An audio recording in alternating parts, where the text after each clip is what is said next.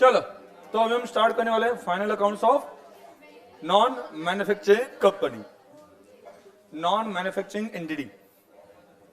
So non manufacturing मतलब इसमें क्या आ जाएगा, नॉन मैन्युफैक्चरिंग में डायरेक्टली गुड्स परचेस करके बेचे जाएंगे। मतलब जो होलसेलर्स से रिटेलर्स होते हैं वो क्या करते हैं, डायरेक्टली गुड्स परचेस करते हैं जो ऑलरेडी बनाए फिनिश गुड्स हैं, और वो गुड्स परचेस करके डायरेक्टली बेचेंगे। तो उसमें प्रोडक्शन प्रोसेस इन्वॉल्व होगी ही नहीं। प्रोडक्शन प्रोसेस इन्वॉल्व होती है तो उस केस में आपको कौन सा अकाउंट बनाना पड़ता है, मैन्युफैक्चरिंग अकाउंट। और मैन्युफैक्चरिंग अकाउंट से जो गुड्स बनते हैं वो गुड्स कहां पे आ जाएंगे, कहां पे आ जाएंगे, ट्रेडिंग अकाउंट में। समझ आ गया। और ट्रेडिंग अकाउंट से गुड्स बेचे जाएंगे, ये हमने प्रोसेस पढ़ी थी। बट उस वक्त मैंने बोला था अगर आपने डायरेक्टली गुड्स परचेस किए तो डायरेक्टली फिनिश गुड्स परचेस किए तो वो मैन्युफैक्चरिंग अकाउंट में जाएंगे या डायरेक्टली ट्रेडिंग अकाउंट में आएंगे, ट्रेडिंग अकाउंट में आएंगे बराबर। तो अभी हम देखने वाले हैं कि गुड्स ऑलरेडी मतलब फिनिश गुड्स हो और वो परचेस किए और उसे बेच दिया, तो ऐसे केस में क्या हो जाएगा, क्या कहेंगे, डायरेक्टली ट्रेडिंग अकाउंट में डेबिट साइड पे गुड्स आएंगे, परचेस दिखाई देगा और वो सेल हो जाएगा। डन, कोई डाउट है? ओके, अगर वो सर्विस प्रोवाइड करने वाली इंडस्ट्री हो, सर्विस प्रोवाइडर मतलब क्या, वो गुड्स लाते ही नहीं और बेचते नहीं, गुड्स का वहां पे सवाल नहीं आता। तो ऐसे केस में वो क्या करे, ओपनिंग स्टॉक होगा उनका, परचेस होगा। सर्विस इंडस्ट्री नहीं ना, तो डायरेक्टली क्या बना देंगे, वो पीएनएल अकाउंट बना देंगे ना डायरेक्टली। तो उनको ओपनिंग स्टॉक परचेस ये सभी करने की जरूरत नहीं है। तो यहां पे देखो अभी हम जो पढ़ने वाले कौन सा, non manufacturing. Non manufacturing account में क्या होगा, ट्रेडिंग अकाउंट बनेगा। बोलो कौन सा account, trading account, right. Trading account में क्या, कौन से गुड्स, ट्रेडिंग के लिए कौन से गुड्स रखे जाएंगे, जो फिनिश्ड है, जो रेडी है, जो बेचने के लिए अभी अवेलेबल है, तो उसका ओपनिंग स्टॉक आएगा बराबर। उसका क्या आएगा, ओपनिंग, बाद में क्या आएगा, परचेस, बाद में एक्सपेंसेस ऑन परचेस। तो इस तरह से आपके पास गुड्स आ गए। आप क्रेडिट साइड पे क्या लिखोगे, बाय सेल्स बराबर। जो सेल हो गए वो लिख दोगे, और बाद में क्या लिखोगे, बाय क्लोजिंग। क्लोजिंग लिखने का रीजन क्या है, परचेस में आपने सभी गुड्स इंक्लूड किए, ऐसे भी गुड्स इंक्लूड किए, इस मतलब परचेस का टोटल बैलेंस आपने यहां पे ट्रांसफर कर दिया, मतलब ऐसे भी गुड्स इंक्लूड किए जो गुड्स हमने बेचे ही नहीं है। तो हमें ट्रेडिंग से निकालना है कि कितने के गुड्स कितने में बेचे, तो आपने टोटल गुड्स लिखे, तो टोटल गुड्स में से ऐसे गुड्स हमें सेपरेट करने जो गुड्स बेचे नहीं है। और उसके लिए मुझे क्या करना पड़ेगा, बाय क्लोजिंग लिखने से क्या होता है, ये क्लोजिंग कहां से माइनस होता है, परचेस से माइनस होता है, क्योंकि परचेस में ऐसा स्टॉक है जो बेचा ही नहीं है। तो हमने परचेस का टोटल बैलेंस ले लिया, तो उस केस में वहां पे क्रेडिट साइड पे क्या लिखना चाहिए, बाय क्लोजिंग, जिससे अल्टीमेटली डेबिट साइड पे परचेस टोटल है, क्रेडिट साइड पे क्लोजिंग है, और अल्टीमेटली क्या आएगा, ये इफेक्ट किसका आएगा, जितने गुड्स हमने बेचे हैं उतने का ही इफेक्ट आ जाएगा बराबर। मैंने आपको क्लोजिंग स्टॉक की एंट्री बताई थी, याद है क्या था, closing stock account debit to purchase account. मतलब कोई भी ऐसे गुड्स जो बाकी है या जो दिए है, सेल के लिए नहीं, सेल छोड़ के बाकी पर्पस के लिए गुड्स दिए हो, तो उस केस में एंट्री क्या आनी चाहिए, परचेस को क्रेडिट मिलना चाहिए और डेबिट रिस्पेक्टिव अकाउंट को मिलना चाहिए। अगर मैं यहां पे एंट्री लिख दो, आप भी साथ में एंट्री लिखना, एंट्री यहां पे लिख दूं मैं, तो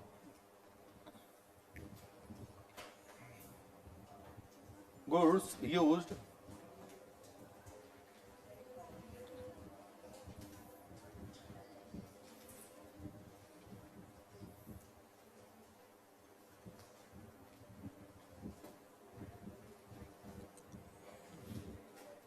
goods used for purpose other than sale, oblique not sold,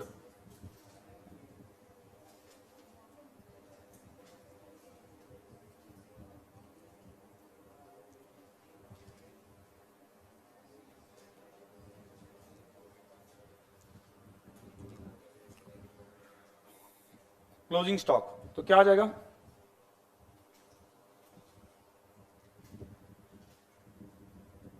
बोलो,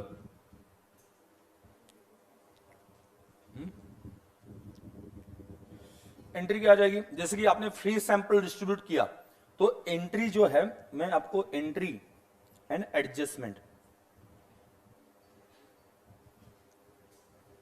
अभी पहले तो एक बात समझो, एडजस्टमेंट कब आता है? एडजस्टमेंट कब आता है? जो लोग बेसिक में थे वो उनको बेसिक में मैंने बताया था एडजस्टमेंट मतलब क्या, ठीक है? ध्यान दो, एडजस्टमेंट एग्जैक्टली कब आता है? जब आपने उसकी एंट्री पास करनी थी तब एंट्री पास नहीं की, तो अभी आपको याद आ गया कि उसकी एंट्री पास करनी बाकी है, तो हम उसे फाइनल अकाउंट में कहीं ना कहीं भी तो एडजस्ट करते हैं, और एडजस्ट वैसे ही करते हैं जैसे उसका एंट्री होके इफेक्ट आता। एंट्री की वजह से जो इफेक्ट आता वही हम एडजस्टमेंट के थ्रू करते हैं। जैसे कि पहले ये स्टार्ट करने से पहले मैं एग्जांपल बताता हूं एडजस्टमेंट का। जैसे कि आपको एडजस्टमेंट आती है, ऊपर दिया जाता है ट्रायल बैलेंस। ट्रायल बैलेंस में क्या लिखा होता है? ट्रायल बैलेंस में क्या सभी बैलेंसेस, बैलेंसेस कैसे आए? अकाउंट क्लोज करके, अकाउंट में हमने डबल एंट्री सभी कंप्लीट किए, हमने एसेट परचेस की, उसकी एंट्री कर दी, तो एंट्री क्या आ जाएगी? Asset account debit to bank account. Asset को डेबिट मिल चुका है 10 लाख का, बराबर। आपके ट्रायल बैलेंस में, आपके ट्रायल बैलेंस में आपका एसेट जो है डेबिट और क्रेडिट एसेट दिख रहा है, मान लो 10 लाख। एसेट कितना दिख रहा है? 10 लाख। अब ये दिखाई देता है नीचे एडजस्टमेंट में, ट्रायल बैलेंस के नीचे एडजस्टमेंट या एडिशनल इंफॉर्मेशन दी जाती है। वो एडिशनल इंफॉर्मेशन में लिखा होता है, एडिशनल इंफॉर्मेशन में क्या लिखा होता है? 10% depreciation to be provided on asset। इसका मतलब अभी तक प्रोवाइड नहीं किया, अभी तक प्रोवाइड नहीं किया, प्रोवाइड नहीं किया, उसके बावजूद या उसकी वजह से 10 लाख वैल्यू है। अगर प्रोवाइड किया होता तो वैल्यू कितनी आ जाती? कितनी आ जाती? 9 लाख, बराबर। तो अब अभी आप देखो, ये एंट्री आप ट्रायल बैलेंस बनने से पहले कर सकते थे। जब अकाउंट्स बने थे उसी वक्त ये एंट्री कर सकते थे। यस, क्या एंट्री होती बोलो? अगर पहले ही एंट्री की होती, ट्रायल बैलेंस बनने से पहले अगर एंट्री की होती, तो एंट्री क्या आ जाती? Depreciation account debit to asset account. Depreciation अपना लॉस है, डेबिट दे दिया, और एसेट कम हो गई, क्रेडिट दे दिया टू एसेट अकाउंट। कितना? 1 लाख, 1 लाख। आपका एसेट अकाउंट कैसे बनता? एसेट अकाउंट मैं कब की बात कर रहा हूं? याद रखना, ट्रायल बैलेंस बनने से पहले जब अकाउंट्स ओपन थे तब एसेट अकाउंट में डेबिट साइड पे कितना था? एसेट परचेस की कितने की?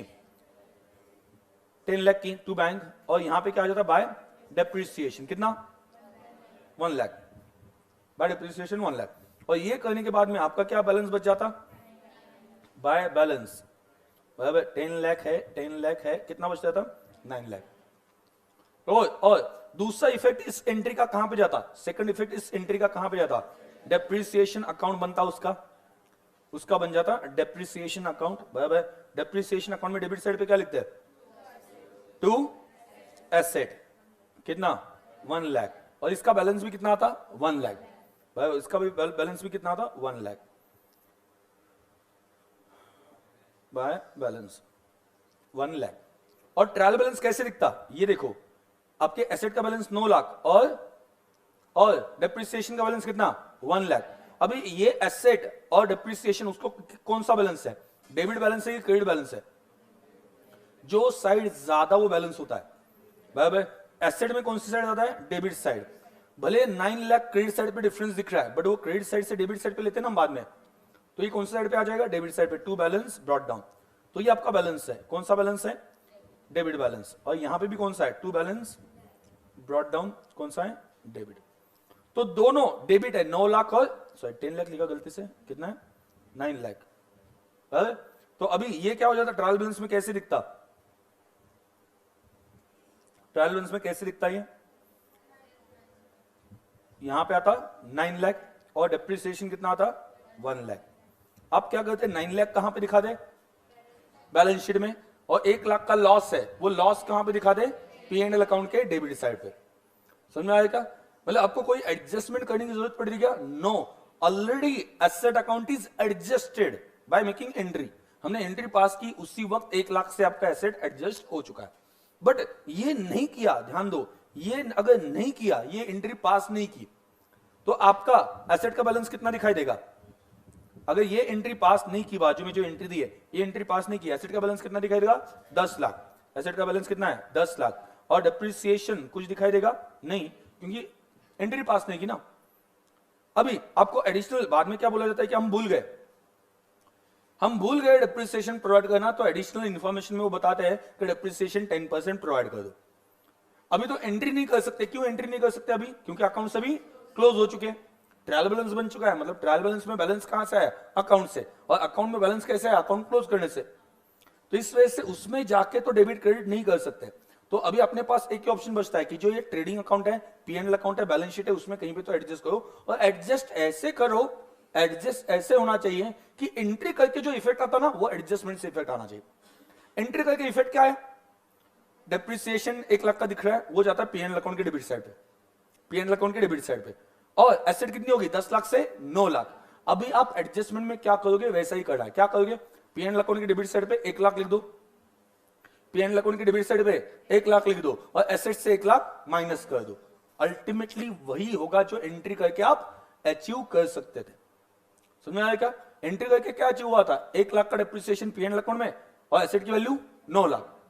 ये किसकी वजह से हुआ था, एंट्री करके। अभी हमने एडजस्टमेंट के दो इफेक्ट दिए, दो इफेक्ट क्या दिए, एक लिखा पीएनएल अकाउंट के डेबिट साइड पे, तो डेप्रिसिएशन अकाउंट पीएनएल अकाउंट के डेबिट साइड पे जाता ना, 1 लाख वहां पे दिखा दिया, और 1 लाख क्या किया, एसेट से माइनस, ताकि एसेट कितने में दिखाई दे, 9 लाख। तो इन शॉर्ट एडजस्टमेंट्स कब आते हैं, अगर एंट्रीज करना भूल गए प्रॉपर टाइम पे, अकाउंट क्लोज होने से पहले, और अकाउंट अभी क्या हो चुके हैं, क्लोज हो चुके हैं।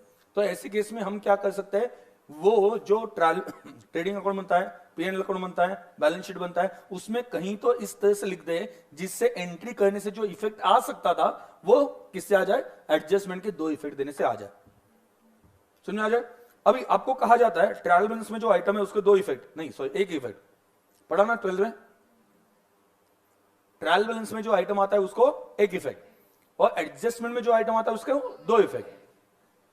बराबर, तो ये कितने हद तक सही है ये हमें देखना, ठीक है। एडजस्टमेंट में जो, या ये गलत बात है ना, मतलब एडजस्टमेंट में आए या बाहर आ जाए, दो इफेक्ट तो होने ही चाहिए ना, डबल एंट्री सिस्टम पे चल रहे हैं। बट थिंग इज दैट, ध्यान दो, ठीक से सुनना, ठीक से सुनना।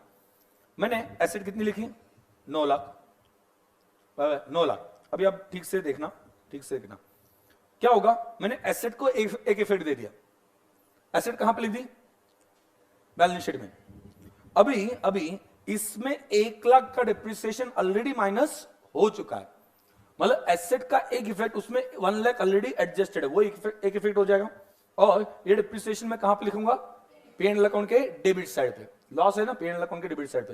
मतलब लॉजिकली देखा जाए तो 1 लाख के कितने इफेक्ट हो गए, एसेट में से माइनस ऑलरेडी हो चुका था, और एसेट हमने कहां पे लिखी, एसेट साइड पे लिखी, बैलेंस शीट में लिखी, और 1 लाख कहां पे दिखा दिया, पीएनएल अकाउंट में, तो दो इफेक्ट हो गए ना। मतलब जो कि, ध्यान से सुनना, जो कि हमने ट्रायल बैलेंस में जो अमाउंट्स लाए थे वो ऑलरेडी एडजस्ट होके आए थे। मतलब एक इफेक्ट डिप्रिसिएशन अकाउंट में गया, एक इफेक्ट गया एसेट अकाउंट में। मैंने डिप्रिसिएशन को एक इफेक्ट दिया, एसेट को इफेक्ट दिया, मिला के कितने हो गए, दो इफेक्ट हो गए ना। देखो जब मैंने एंट्री की थी दो इफेक्ट दिए थे ना, कहां पे, एक डिप्रिसिएशन, एक एसेट। और अभी ट्रायल बैलेंस में आके मैं क्या बोल रहा हूं, हर आइटम को एक इफेक्ट, तो डिप्रिसिएशन को एक इफेक्ट मिला और एसेट को एक इफेक्ट मिला, कितने हो गए, दो इफेक्ट हो गए ना। समझ में आया कि मैं क्या बोल रहा हूं। इस वजह से वहां पे कहा जाता है ट्रायल बैलेंस में जो आइटम है वो ऑलरेडी इफेक्ट्स लेके आए, उसमें सेकंड इफेक्ट एडजस्ट होके आए, एक इफेक्ट दे दो ऑटोमेटिकली डबल इफेक्ट कंप्लीट होता है। बट जो एडिशनल इंफॉर्मेशन ट्रायल बैलेंस की नीचे मिलती है उसे अभी तक कहीं पे भी एडजस्ट नहीं किया, एंट्री नहीं की, भूल गए, तो उससे दोनों इफेक्ट उसके पेंडिंग है। तो अभी दोनों इफेक्ट दे दो, तो हम क्या करते हैं, दोनों इफेक्ट वैसे ही देते जैसे एंट्री करके हम इफेक्ट्स लाते हैं। कैसे देते दो इफेक्ट्स, बोलो क्या, पीएनएल अकाउंट के डेबिट साइड पे लिखते हैं एडजस्टमेंट के दो इफेक्ट, डिप्रिसिएशन के और एसेट से माइनस। मतलब अचीव क्या किया हमने, एसेट कितनी हो गई 9 लाख, और पीएनएल अकाउंट के डेबिट साइड पे कितना आया 1 लाख। एंट्री करके भी क्या होता था 9 लाख एसेट साइड पे और डिप्रिसिएशन 1 लाख पीएनएल अकाउंट में। तो मुझे ये एक्सप्लेन करके कहना ये है कि आप जब एडजस्टमेंट्स के दो इफेक्ट समझते हो ना, पहले एंट्री समझो, और एंट्री जैसी है ना वैसे दो इफेक्ट्स आपको देने होते हैं। आज तक मुझे पता है कि 12th में या बहुत से केस में 11 12th हो या मतलब क्या कि इवन सीपीडी फाउंडेशन हो, उसमें मतलब जो लोग ऑलरेडी सीपीडी फाउंडेशन अप्लाई कर चुके, हम याद करना स्टार्ट करते हैं कि नहीं ये इसका इफेक्ट यहां पे होता है, इसका दूसरा इफेक्ट यहां पे होता है। बट ये आया क्यों, ये इफेक्ट्स दो आए क्यों, ये पता ही नहीं होता। मतलब इतना 3 साल हमने अकाउंट्स पढ़ लिया बट पता नहीं कि ये इफेक्ट्स आए क्यों, दो इफेक्ट्स। तो आप अगर एंट्री समझोगे ना तो आपको समझ में आ जाएगा एडजस्टमेंट के दो इफेक्ट्स ऐसे क्यों आ गए। अगर एंट्री उस टाइम पे की होती, हम भूले नहीं होते, तो ये इफेक्ट्स देने की आज जरूरत पड़ती ही नहीं। और आज इफेक्ट्स क्यों देने पड़ रहे, क्योंकि वो एंट्री नहीं की, तो वो दो एंट्री करने की वजह से जो एडजस्टमेंट होकर इफेक्ट आ जाता वो मैं आज देने वाला हूं, समझा। तो ट्रायल बैलेंस के नीचे जो एडिशनल इंफॉर्मेशन दी है वो क्या है, वो क्या है, हम भूल चुके हैं, ये अभी याद आया, समझा। हम भूल चुके थे, अभी याद आया। पहले मुझे जब अकाउंट्स सॉरी अकाउंट्स ओपन थे तो उस वक्त मुझे याद नहीं था। अभी मुझे एंट्री करनी है, बट एंट्री करने के लिए जगह नहीं है। जगह क्यों नहीं है, अकाउंट्स क्लोज हो चुके हैं। तो अकाउंट्स क्लोज हो चुके हैं तो इसे मैं छोड़ तो नहीं सकता, क्योंकि ये ना लिखने से अपने प्रॉफिट के ऊपर फर्क पड़ता है ना, या अपने एसेट की वैल्यू के ऊपर फर्क पड़ता है ना। तो मुझे कहीं ना कहीं तो एडजस्ट करना पड़ेगा। तो एडजस्ट मैं वैसे ही करूं, कैसे, वैसे ही जैसे एंट्री करके जो इफेक्ट आता वैसे ही मैं एडजस्ट करूं। तो मैं एक साइड पे उसके एंट्री बताऊंगा, दूसरे साइड पे एडजस्टमेंट के इफेक्ट बताऊंगा। मतलब एंट्री की तो ऐसा, और एंट्री करना भूल गए तो इफेक्ट्स ऐसे होंगे। समझ आ गया।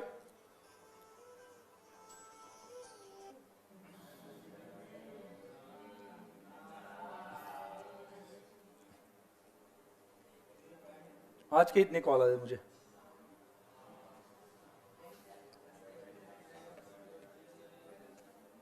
आज सी इंटरमीडिएट का रिजल्ट है, बट उस वजह से शायद से कॉल नहीं है। चलो अभी तक लगा नहीं है शायद से रिजल्ट, 5-6 बजे ना, आपका भी टाइम आएगा। ऐसे सुबह से पागल ऐसे फिरते होगे यहाँ पे यार, ठीक है। क्या करूं मैं, कुछ समझ में नहीं आया। मतलब मुझे आज तक समझा नहीं इंस्टीट्यूट मजे क्यों लेती है।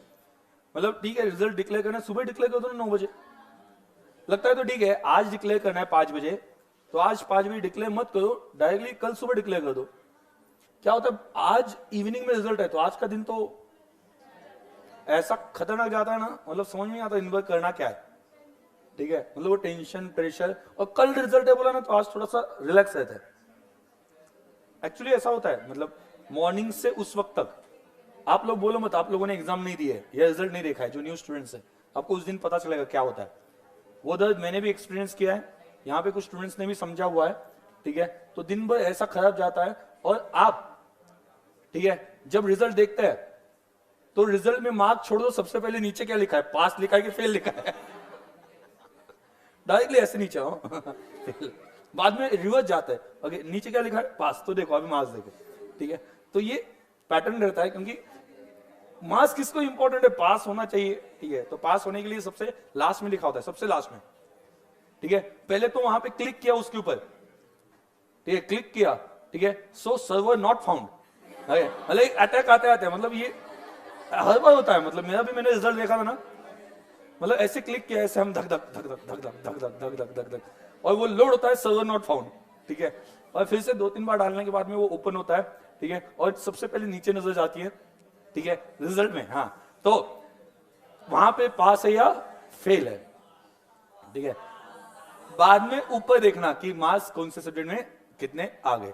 ये पर्टिकुलर पैटर्न रहता है, पहले ही बोल कर रखता हूं, उस दिन ऐसा ही होने वाला है, ठीक है।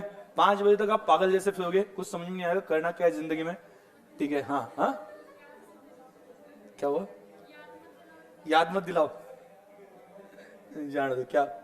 तो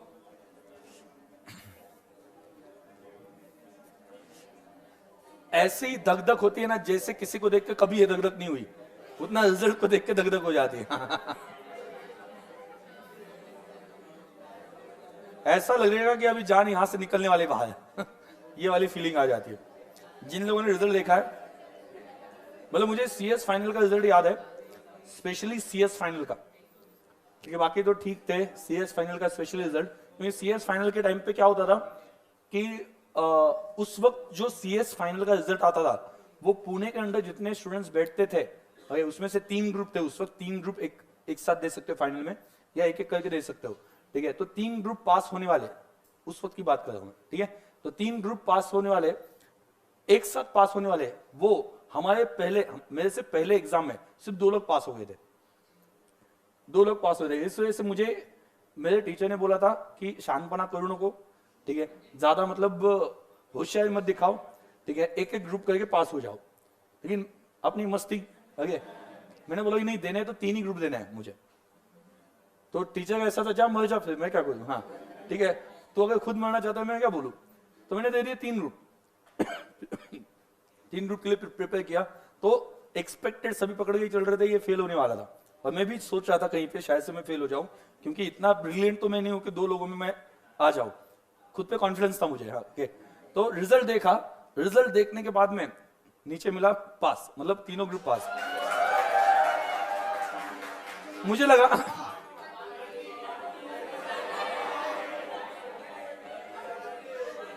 मुझे लगा इस बार रिजल्ट बहुत ज्यादा लग गया, मैं पास हो गया तीनों group.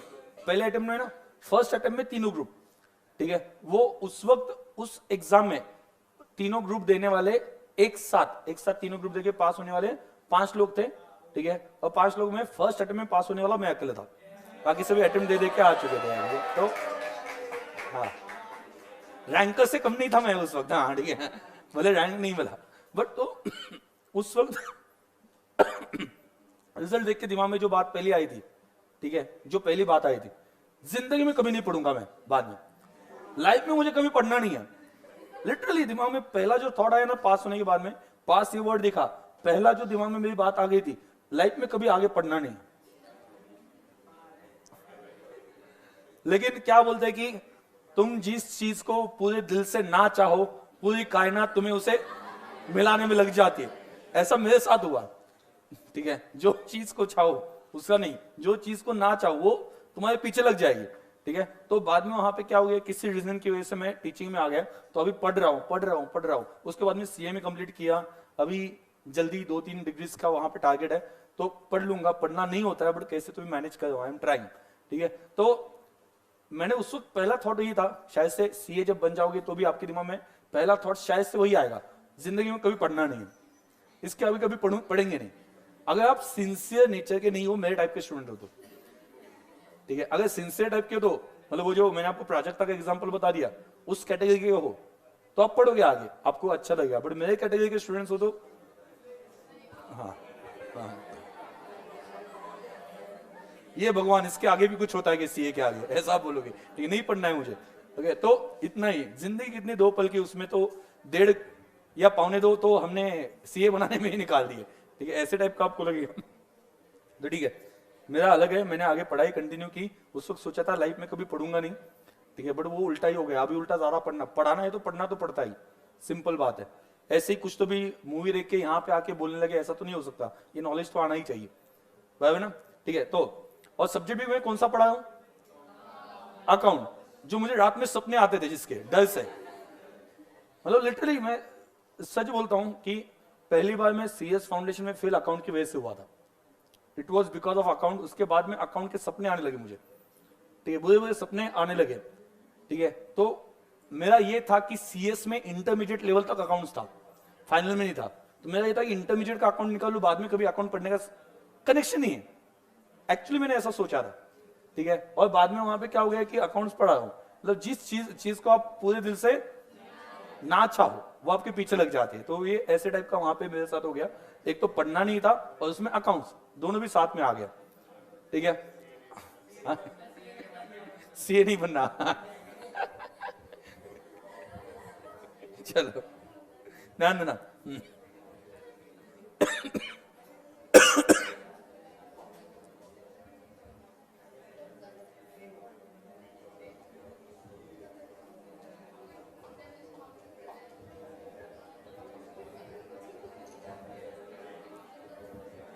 Free sample account debit मतलब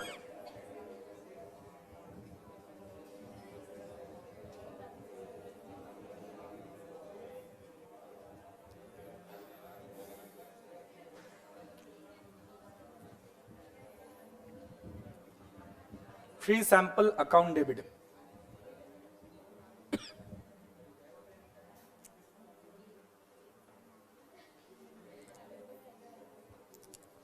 ऐसा एक ही बार हुआ है जहां पे मुझे लगा कि सच में मेरी किस्मत बहुत अच्छी है, ठीक है, जो मांगा वो मिला, ठीक है।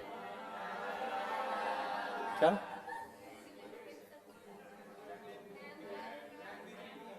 मैं सिया की बात कर रहा हूं, हाँ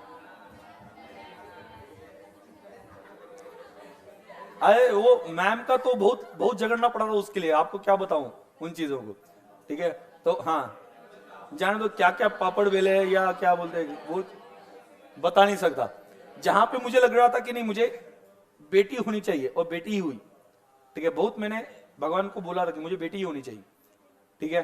बेटा नहीं चाहिए, हमारा ट्रैक रिकॉर्ड बहुत खराब है। मेरे दोनों बड़े भाइयों के 2-2 बेटे मैंने देखे हैं, डेंजरस है, ठीक है।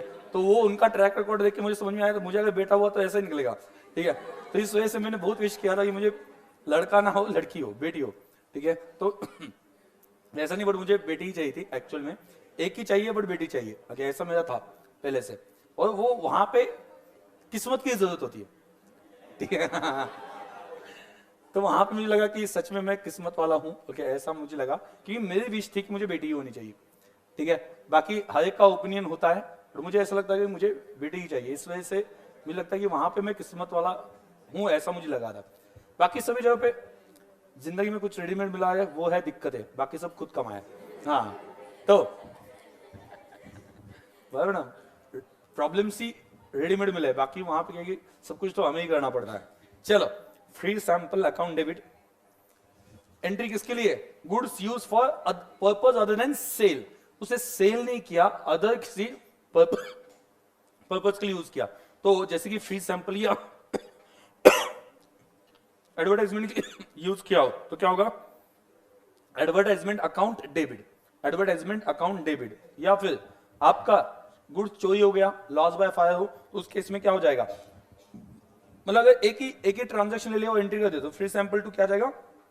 परचेस। गुड्स गए ना, गुड्स आए तो कहां पे लिखो मत, परचेस मत नहीं लिखना है, मैं पूरी एंट्री कंप्लीट करने वाला हूं, पहले एक एंट्री समझाता हूं, बाद में कंबाइन कर देता हूं।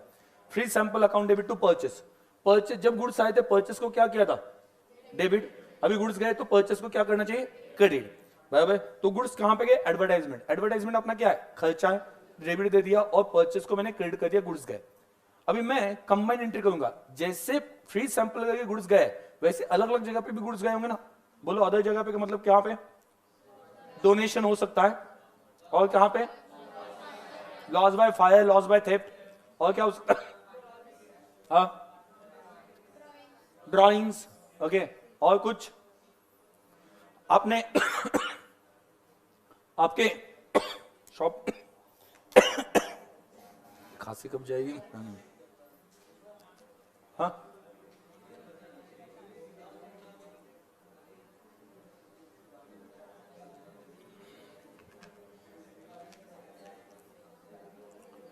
आज सुबह से कम थी, आज वो कोल्ड कॉफी पी ना, अभी याद है। हाँ, क्या क्या हुआ? पिलाई मुझे किसी ने तो। वो अपना भाई कहना है, नाम क्या आपका? अभिषेक, अभिषेक ने पिलाई, अभिषेक ना? हाँ हाँ, चलो, आप लोग तो पिलाए थे, पिलाते नहीं, ऊपर से बोलते हो अकेले अकेले पी के आए। चलो, फ्री सैंपल अकाउंट डेबिट और डोनेशन अकाउंट डेबिट।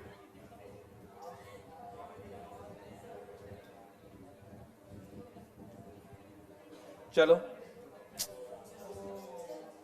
आगे लिखो। आपने गुड्स आपके दुकान में या आपके शॉप में थे, वही गुड्स आपने आपके एसेट बनवाने के लिए यूज किए।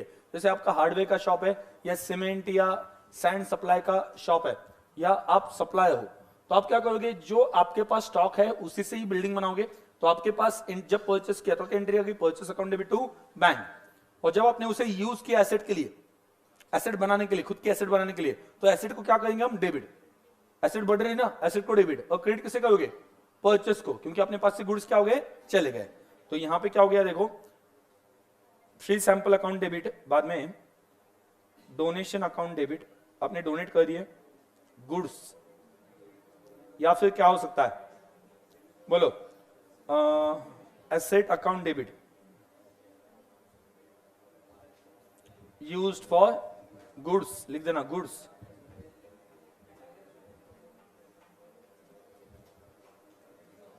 आगे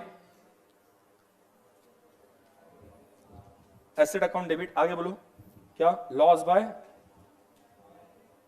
फायर अकाउंट डेबिट मतलब कहां कहां पे गुड्स जा रहे हैं ये मैं लिख रहा हूं, और कहां से जाएंगे, परचेस से, परचेस को क्रेडिट। परचेस कौन सा अकाउंट है, रियल, पर्सनल, नॉमिनल? पर्सनल कौन सा है, सॉरी परचेस कौन सा है, रियल है, तो डेबिट व्हाट कम्स इन, जब आया था डेबिट दिया था, अभी गुड्स जा रहे तो क्या करना चाहिए, क्रेडिट। तो जहां पे जा रहे उससे डेबिट कर हम, बराबर है। तो बोलो और कहां पे, loss by fire public theft, यहीं पे लिख देना। आगे बोलो, यहां पे नहीं लिखा तो लॉस बाय फायर के बाद में आप फिर से वही बोलोगे, लॉस बाय थेफ्ट। आगे बोलो, drawings account debit,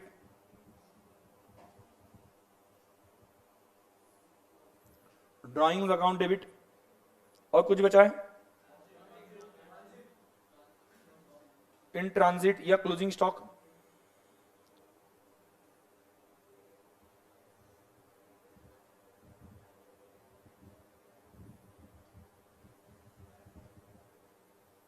in short मैंने क्लोजिंग स्टॉक को कहां से निकाल दिया, परचेस से निकाल दिया, ठीक है। और कुछ, टू बोलो क्या, purchase account, to purchase account, ये एंट्री आपने करनी चाहिए। अगर इसमें से किसी भी आइटम के लिए आपने एंट्री नहीं की तो ये क्या हो जाएगा, ये कहां पे दिखाई देगा, एडजस्टमेंट में दिखाई देगा, एडिशनल इंफॉर्मेशन में दिखाई देगा। जैसे फॉर एग्जांपल आपने फ्री सैंपल की एंट्री नहीं की तो एडिशनल इंफॉर्मेशन में क्या आएगा, goods distributed, goods worth rupees 2000 distributed as free sample. तो आप क्या करते हो, इमीडिएटली ट्रेडिंग अकाउंट के क्रेडिट साइड पे जाके लिखते हो 2000, और दूसरा कहां पे दिखा दे हो, पी&एल अकाउंट के डेबिट साइड पे। अभी ये हुआ क्या, अगर आपने इसकी एंट्री की होती तो क्या होती, अगर ये फ्री सैंपल की एंट्री की होती तो क्या होती, free sample account debit to purchase account, बराबर ना। अगर एंट्री की होती तो free sample account debit to purchase account, मतलब फ्री सैंपल कहां पे जाता, ट्रायल बैलेंस से पी&एल अकाउंट में जाता, खर्चा है ना अपना, पी&एल अकाउंट में जाता, और परचेस से ऑलरेडी माइनस हो चुका है। अभी आप मुझे बताओ कि अगर ये एंट्री करना भूल गए और एडजस्टमेंट में आ गया तो आप क्या करोगे, क्या करोगे, ट्रेडिंग के क्रेडिट साइड पे लिखोगे, क्यों, परचेस में से माइनस होना चाहिए था, परचेस को क्रेडिट होना चाहिए था, वो जो किया नहीं, और परचेस को क्रेडिट नहीं किया, परचेस तो क्लोज कर दिया, वो तो ट्रेडिंग अकाउंट में डेबिट साइड पे परचेस आ गया। अभी मुझे ट्रेडिंग अकाउंट में जो डेबिट साइड पे परचेस है उससे माइनस करना है, तो क्यों ना मैं ट्रेडिंग के क्रेडिट साइड पे लिखूं, क्या हो जाएगा, परचेस से वो माइनस हो जाएगा। मतलब आप देखो ट्रेडिंग अकाउंट की क्रेडिट साइड पे लिस्ट ही बनती है, क्या, फ्री सैंपल, बाद में लॉस बाय फायर, बाद में ड्राइंग्स, बाद में वहां पे क्या होता है, क्लोजिंग स्टॉक। ये रीजन क्या है, ये एडजस्टमेंट में आए थे, इसकी एंट्री पहले नहीं की थी, और एंट्री जो कि नहीं की थी मुझे क्या करना पड़ा, ट्रेडिंग अकाउंट के क्रेडिट साइड पे लिखना पड़ा। पर्पस क्या था, परचेस से वो माइनस हो जाए, मतलब जो एंट्री करके इफेक्ट आता वही इफेक्ट मुझे देना है। एंट्री करके परचेस से माइनस होता ना, तो ट्रेडिंग के क्रेडिट साइड पे लिख के क्या होगा, परचेस से माइनस होगा, क्योंकि परचेस की डेबिट साइड की टोटल ली जाएगी, क्रेडिट साइड माइनस की जाएगी, या क्रेडिट की टोटल लेके परचेस डेबिट साइड माइनस की जाएगी, बराबर। तो आप क्या करते, एडजस्टमेंट आता तो दो इफेक्ट कैसे थे, दो इफेक्ट कैसे थे, इसके लिए परचेस को क्रेडिट करना, ट्रेडिंग अकाउंट कौन सी side, credit side. Trading account में क्रेडिट साइड पे लिखने से हुआ क्या, बोलो, ट्रेडिंग अकाउंट में क्रेडिट साइड पे लिखने से हुआ क्या, परचेस डेबिट साइड पे है तो उससे वो क्रेडिट साइड पे लिखने से माइनस हो जाएगा। तो क्रेडिट साइड पे ये सभी आते हैं, याद है क्या, by donation, by free sample, by ऐसा हम लिखते हैं। तो पर्पस वही था, ये जो इफेक्ट हम लाते एंट्री करके वही लाना है, बराबर। आगे बोलो, फ्री सैंपल का आप क्या करते थे, पी&एल अकाउंट के डेबिट, बराबर ना, एंट्री की होती तो कहां पे डालते, free sample advertisement, P&L account के डेबिट साइड पे, तो वैसे ही वहां पे करना है, P&L account debit. Donation same, ये भी खर्चा अपना, अभी ये तो बैलेंस शीट ना, एसेट्स।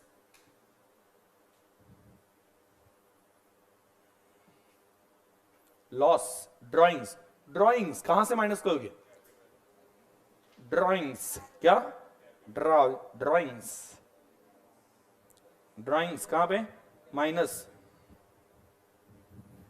फ्रॉम कैपिटल, ओनर लेके गए ना तो उसके कैपिटल से माइनस करो, और ये कहां पे, एसेट में।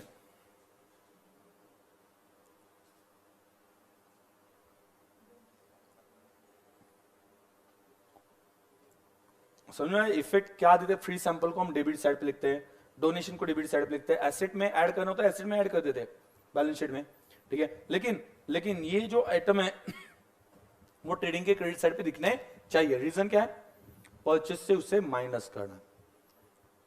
तो in short credited, in short क्या, ट्रेडिंग अकाउंट के क्रेडिट साइड पे सभी आइटम लिखे जाते हैं just to deduct it from purchase. Logic समझ में आ गया?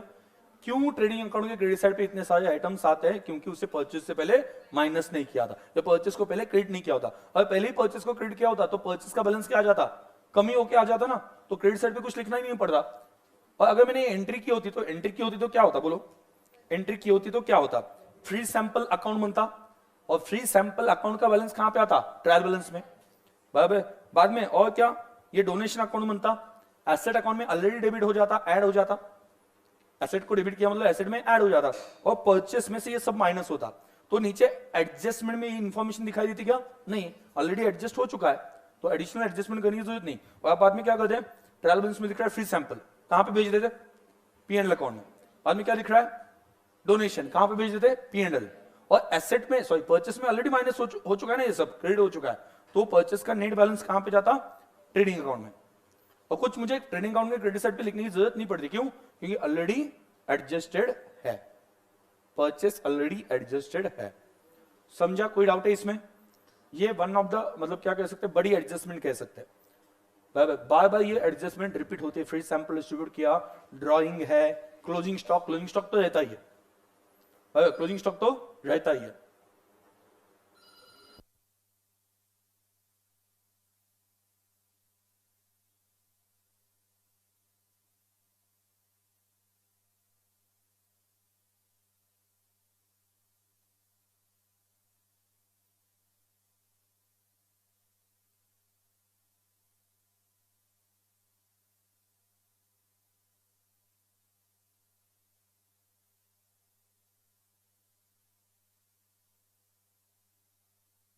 चल,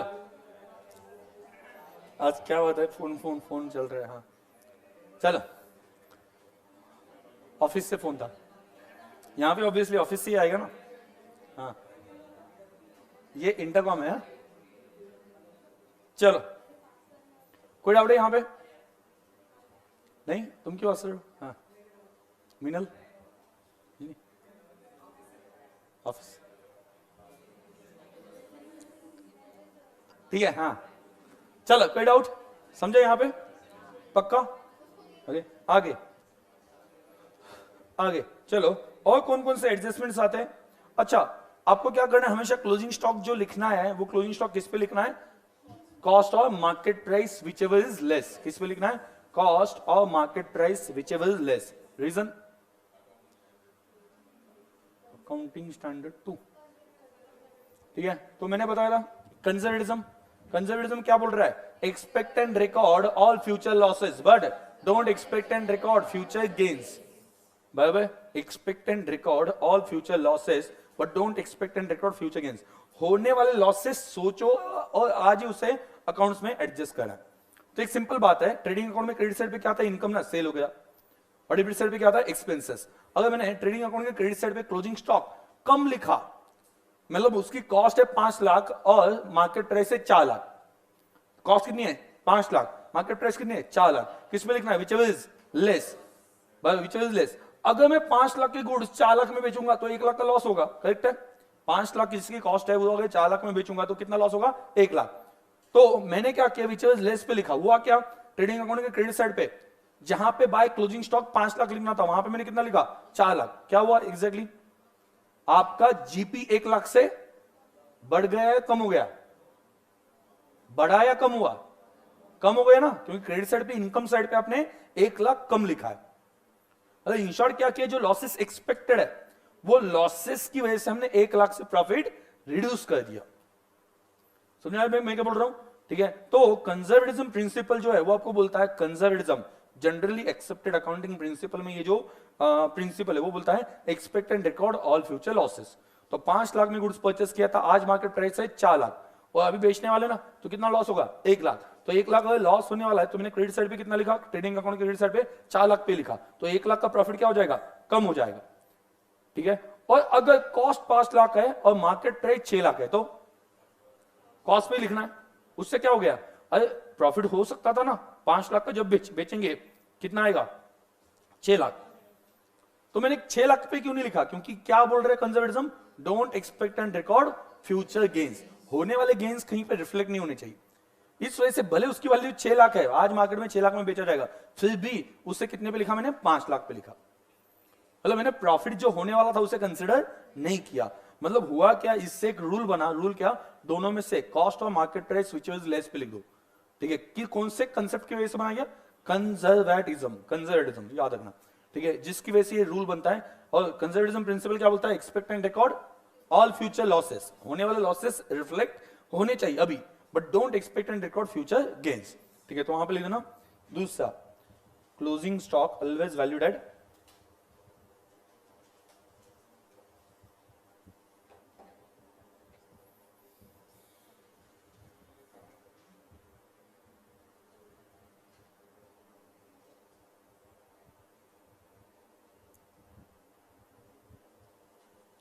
whichever is less due to, बोलो किसकी वजह से? कंजर्वेटिज्म। Due to conservatism. समझा? हर एक एंट्री के या हर एक एडजस्टमेंट का आपको लॉजिक मिलेंगे। क्लियर? आई एम श्योर आप 11 12 से आए हो तो ये पढ़ के आए हो, बट इतना भी मैं बोल सकता हूं कि आपको इसके पीछे के रीजंस कुछ भी पता नहीं थे। ये आज शायद से आपको पता चल रहा है, हर एक चीज के रीजन पता चल जाएंगे। क्लियर? अगेन तो कोई डाउट है यहां पे? कंजर्वेटिज्म क्या बोलता है? Expect and record all future losses. होने वाले लॉसेस दिखने चाहिए। इस वजह से अगर मार्केट प्राइस कम हो तो मार्केट प्राइस पे दिखाओ, उससे लॉस ऑटोमेटिकली आपके कैलकुलेशन में रिफ्लेक्ट हो जाएगा। आगे आगे अगला एडजस्टमेंट क्या होता है?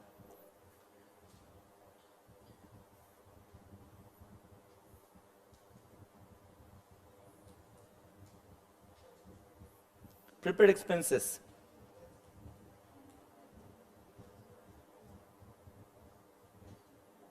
प्रीपेड याद रखना। पीएनएल अकाउंट क्या बोलता है? देखो पीएनएल अकाउंट जो बनता है ना, ध्यान से सुनना, पीएनएल अकाउंट ये कौन से? Based on matching. याद रखना कौन कौन से? Matching. Based on matching comma one minute, based on periodicity लिखना पहले, पीरियडिसिटी। दूसरा एक्रूअल, या दूसरा हम लिखते हैं मैचिंग, और तीसरा कौन सा? Accrual principal.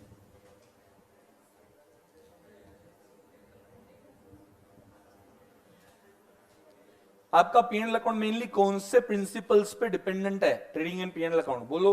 पीरियडिसिटी, दूसरा क्या? मैचिंग, एंड तीसरा क्या? Accrual. Periodicity, matching and accrual. अभी पीरियडिसिटी में क्या बोला है? ध्यान देना, ठीक से सुनना।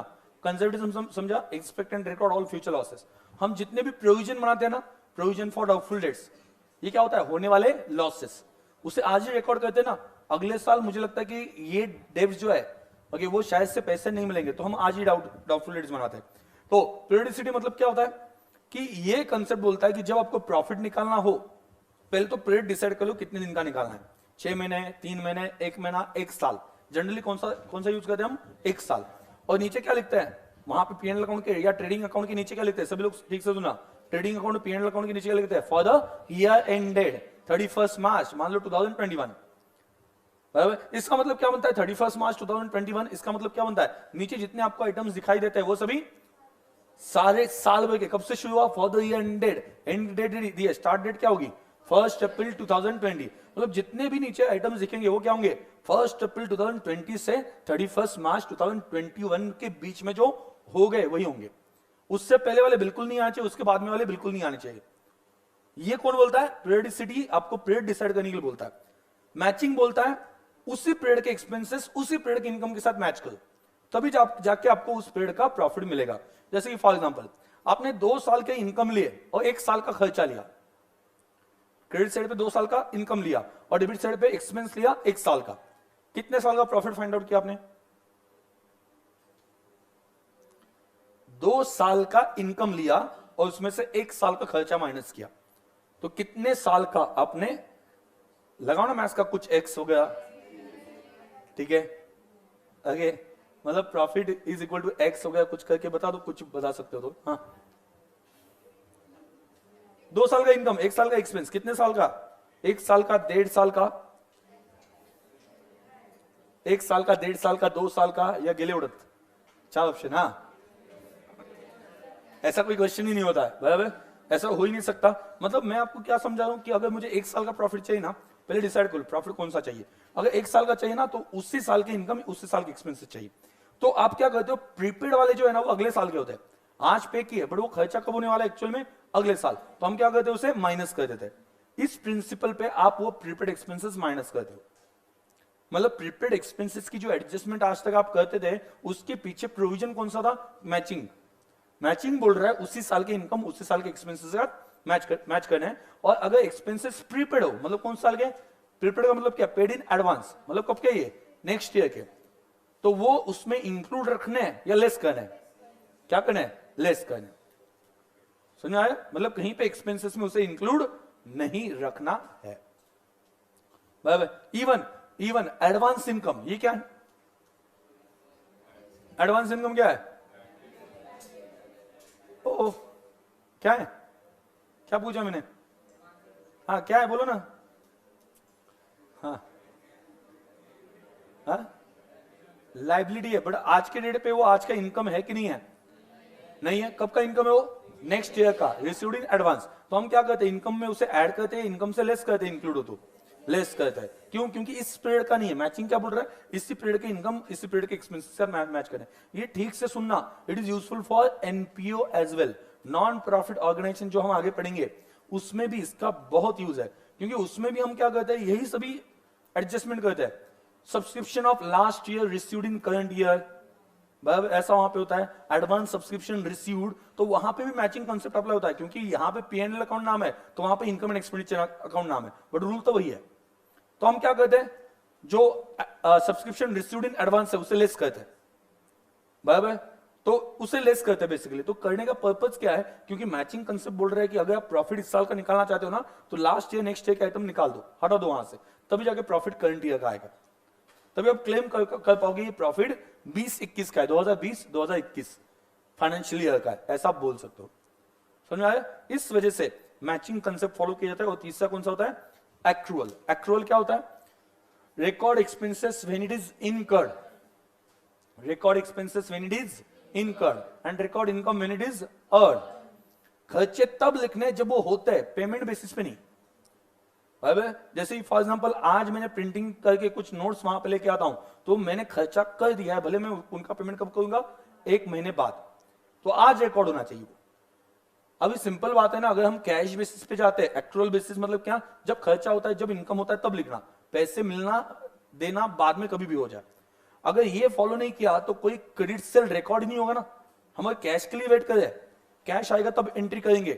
तो डेटा नाम का कोई क्या बोल सकते हैं, डेटा नाम का कोई अकाउंट ही नहीं बनता। डेटा नाम का अकाउंट क्यों बन रहा है? क्योंकि हम एक्चुअल बेसिस पे एंट्रीज करें। जब ट्रांजैक्शन हुआ, जब का वो ट्रांजैक्शन हुआ इमीडिएटली रिकॉर्ड करे, पैसे लेन देन पे रिकॉर्ड नहीं करे। तो एक्चुअल क्या बोलता है? भले आपने खर्च किया लेकिन पैसे नहीं दिए फिर भी रिकॉर्ड करो, मतलब उसे बोलते हैं आउटस्टैंडिंग एक्सपेंसेस। तो इस साल के जो खर्चे हैं जो पे नहीं हुए, क्या उसे इंक्लूड करना है प्रॉफिट कैलकुलेशन में? Answer is yes. इस वजह से आउटस्टैंडिंग क्या करते हैं हम? ऐड करते हैं। आउटस्टैंडिंग क्या करते हैं? ऐड करते हैं। समझ में आया क्या? आउटस्टैंडिंग ऐड क्यों किया? क्योंकि record expenses when it is incurred, paid पे नहीं। अगर पेड बोला होता ना तो जो खर्चे हुए वो अगले साल पे हुए तो अगले साल के खर्चे में डालना चाहिए था, बट मैंने क्या किया? इस साल के खर्चे में आउटस्टैंडिंग करके ऐड किया। ऐड करने की वजह क्या थी? खर्चे इस साल के तो इस साल में ही आने चाहिए ना। तो वो जो वर्डिंग लिखी है ना, शायद से आज तक कभी उसे आपने सीरियसली लिया नहीं होगा। कौन सी wording? For the year ended. ये जो वर्डिंग है पीएनएल अकाउंट के नीचे लिखा है फॉर द ईयर एंडेड, इसको बहुत सीरियसली लेना है। ये आपको कुछ बता रहा है, क्या बोल रहा है कि इसके नीचे जो खर्चा और जो इनकम है वो इसी साल का होना चाहिए, भले वो पेड हो नहीं हो, इसी साल का होना चाहिए। तो आप इस वजह से क्या करते हो? आउटस्टैंडिंग क्या करते हो? ऐड करते हो। Outstanding income accrued in sorry outstanding expenses accrued income, ये क्या करते हो? ऐड। क्योंकि इस साल के रिसीव या पे नहीं हुए बट इस साल के है ना, ऐड कर दो। और जो एडवांस इनकम है कब का? ये एडवांस इनकम अगले साल का है तो क्या करेंगे? लेस करेंगे। और क्या? बोलो हाँ, एडवांस इनकम यहां से लेस करोगे, एडवांस इनकम, और दूसरा क्या था, प्रीपेड एक्सपेंसेस। प्रीपेड एक्सपेंसेस भी क्या करोगे, लेस करोगे, क्योंकि वो अगले साल के। ये सभी एक ब्रैकेट से डिसाइड होता है। ब्रैकेट मतलब क्या, जहां पे हम ट्रेडिंग एंड पीएनएल अकाउंट के नीचे लिखते हैं, क्या लिखता है, फॉर द ईयर एंडेड 31 मार्च 2021। वहां पे अलग अलग डेट होगी, मैंने एग्जांपल के लिए 21 बोल दिया। समझ में आया मैं क्या बोल रहा हूं, पक्का, ओके। तो वो डेट बहुत इंपॉर्टेंट है, इवन यहां पे भी। और एनपीओ जब आप पढ़ोगे उसमें भी इनकम एंड एक्सपेंडिचर अकाउंट के नीचे लिखा होता है, बराबर ना, फॉर द ईयर एंडेड 31 मार्च 2000, जो भी ईयर है ऐसा लिखा होता है। तो इसका मतलब क्या बनता है, इसके नीचे जो खर्चे लिखे हैं, जो इनकम लिखा है, वो स्ट्रिक्टली क्या है, जो डेट लिखे है उसी पीरियड का है। अगले पीरियड का हो तो लेस कर दो, गलती से इंक्लूड हो गया हो तो लेस कर दो, और अगर इस पीरियड का है बट इंक्लूड नहीं है तो इंक्लूड कर दो। इस वजह से आउटस्टैंडिंग एक्रूड वाले आइटम जो है, जो मिले नहीं या जो पे किए नहीं, हुआ है बट पे नहीं किए, तो उसे ऐड करते हैं, और एडवांस वाले क्या करते हैं, लेस करते हैं। ठीक है, तो चलो एडवांस प्रीपेड एक्सपेंसेस की एंट्री बताओ मुझे। ये 3 कंसेप्ट समझे आपको। पीरियडिसिटी में क्या डिसाइड किया जाता है, पीरियड, कितने दिन का प्रॉफिट चाहिए, लगता है तो आपकी लैंग्वेज में लिख लेना कहीं पे। पीरियडिसिटी में क्या होता है, पीरियड डिसाइड होता है कितने दिन का इनकम या एक्सपेंस पीएनएल सॉरी प्रॉफिट निकालना है। मैचिंग में क्या, जो ऊपर पीरियड डिसाइड किया उसी पीरियड के खर्चे उसी पीरियड के इनकम के साथ मैच करने। और तीसरा क्या है, एक्रूअल। एक्रूअल में क्या होता है, record expenses when it is incurred, paid नहीं, जब हो गए तब रिकॉर्ड करें, and record income when it is earn. तो ये 3 प्रिंसिपल पे आपका पीएनएल अकाउंट बन रहा है, बराबर, 3 प्रिंसिपल से। देखो आगे मैं एडजस्टमेंट बताऊंगा तो आपके पास लॉजिक है, मैं ऐसे ही नहीं बोल रहा हूं कि ये यहां से लेस करो, ये यहां पे लिख दो, कुछ उसके पीछे मैंने रीजन बता दिया।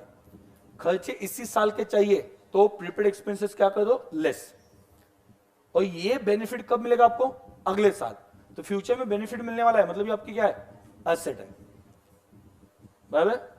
आई एम श्योर, मतलब मैंने भी जो पढ़ा था, मैंने तो एटलीस्ट जो पढ़ा था, आपका पता नहीं, मैंने भी ऐसे ही पढ़ा था कि उन्होंने बोला था ये एक इफेक्ट, ये एक इफेक्ट, 2 इफेक्ट देते जाना है, इसका एक इफेक्ट, इसका एक इफेक्ट। बट रीजन मुझे भी पता नहीं थे, और शायद से इसी वजह से जब प्रोफेशनल लेवल पे एग्जाम देने गए या मैंने दिए, तो मुझे जो आसान सब्जेक्ट लगता था वो डिफिकल्ट लगने लगा।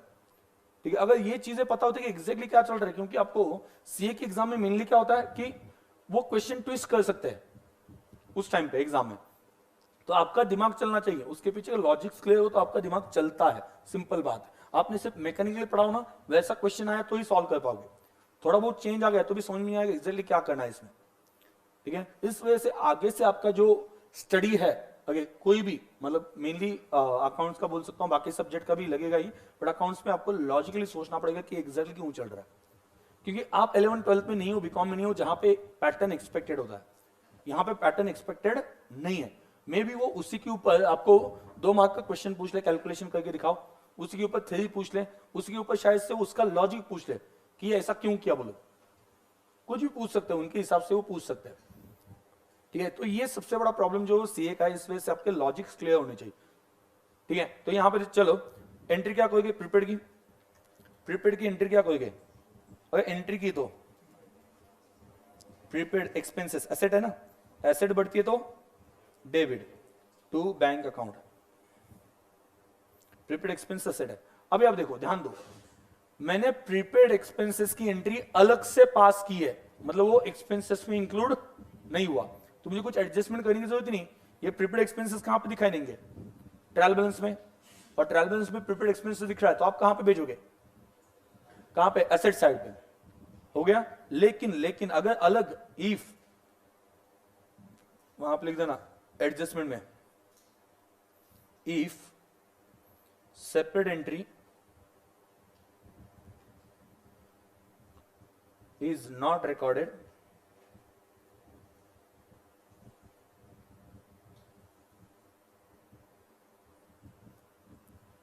if separate entry is not recorded for prepaid expenses, तो क्या होगा, तो ये खर्चे कहां पे गए होंगे फिर, अगर सेपरेटली लिखा नहीं तो,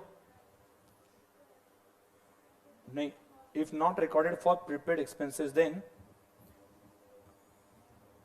such expenses कहां पे गए होंगे, एक्सपेंसेस अकाउंट में, नॉर्मल एक्सपेंसेस में गए होंगे ना, अगर प्रीपेड अलग से नहीं दिखाए तो आपने जब पे किया तो आपने कहां पर डाल दिया होगा, नॉर्मल खर्चे में डाल दिया होगा ना। प्रॉब्लम क्या हो गया होगा, आपने एंट्री नहीं की, ऐसा नहीं हुआ होगा, आपने प्रीपेड एक्सपेंसेस अलग से एंट्री नहीं की, तो आपने जो खर्चे हुए कहां पर डाल दिया, एक्सपेंसेस में डाल दिया ना, मतलब नॉर्मल रेगुलर एक्सपेंसेस है उसमें डाल दिया।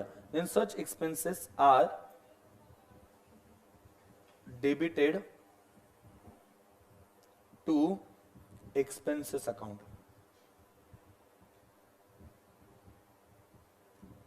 विच इज नॉट, तो क्या करोगे बोलो, ये करेक्ट नहीं है। हाँ ये करेक्ट नहीं है, क्या करोगे, आपके पास क्या ऑप्शन है बोलो। सॉरी, प्रीपेड एक्सपेंस को डेबिट करना था, आपने डेबिट किसे किया, एक्सपेंसेस में, तो आपके पास ऑप्शन क्या बचा, करेक्शन करना है, एक्सपेंसेस से क्या कर दो, लेस, और ये प्रीपेड एक्सपेंसेस कहां पर दिखा दो, एसेट साइड पे। और वही होता ना, अगर अलग लिखा होता तो प्रीपेड एक्सपेंसेस कहां पे जाते, एसेट साइड पे, और वो एक्सपेंसेस में आते ही नहीं, बराबर ना, मतलब एक्सपेंसेस क्रेडिट दिखते हैं। तो इस वजह से दो इफेक्ट क्या होते हैं, इफेक्ट वन,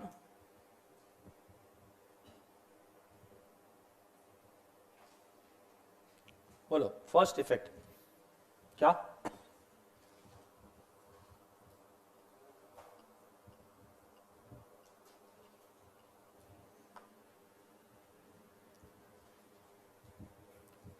बोलो फर्स्ट इफेक्ट क्या, डिडक्ट फ्रॉम,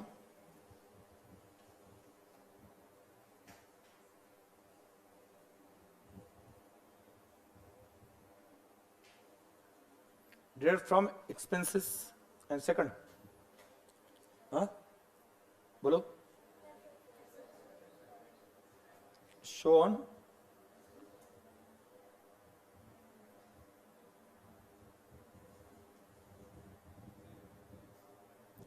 समझा ये समझा,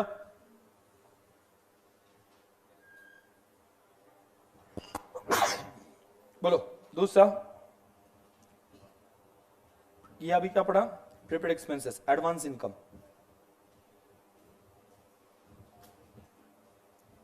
एंट्री, एंट्री क्या होती,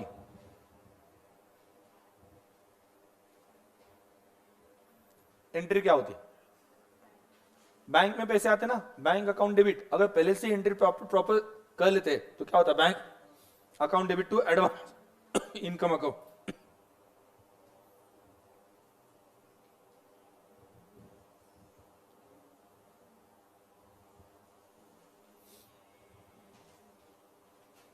ये कहां पे जाता, लाइबिलिटी में जाता ना। अभी जो कि आपने सेपरेशन नहीं किया तो अभी एडवांस इनकम कहां पे गया होगा, इनकम में गया होगा।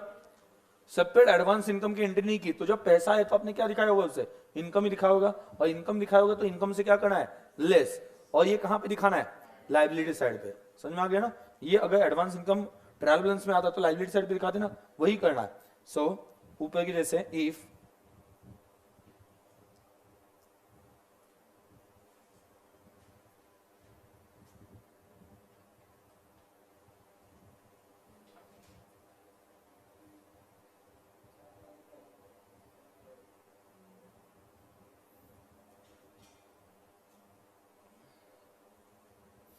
Advance income gets included in, कहां पे, income account,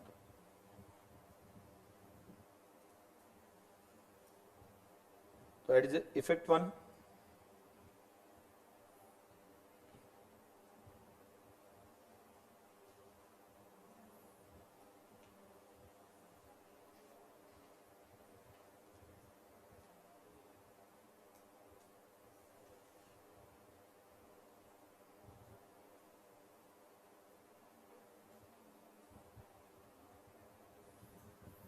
show it on liability side, show it on liability side।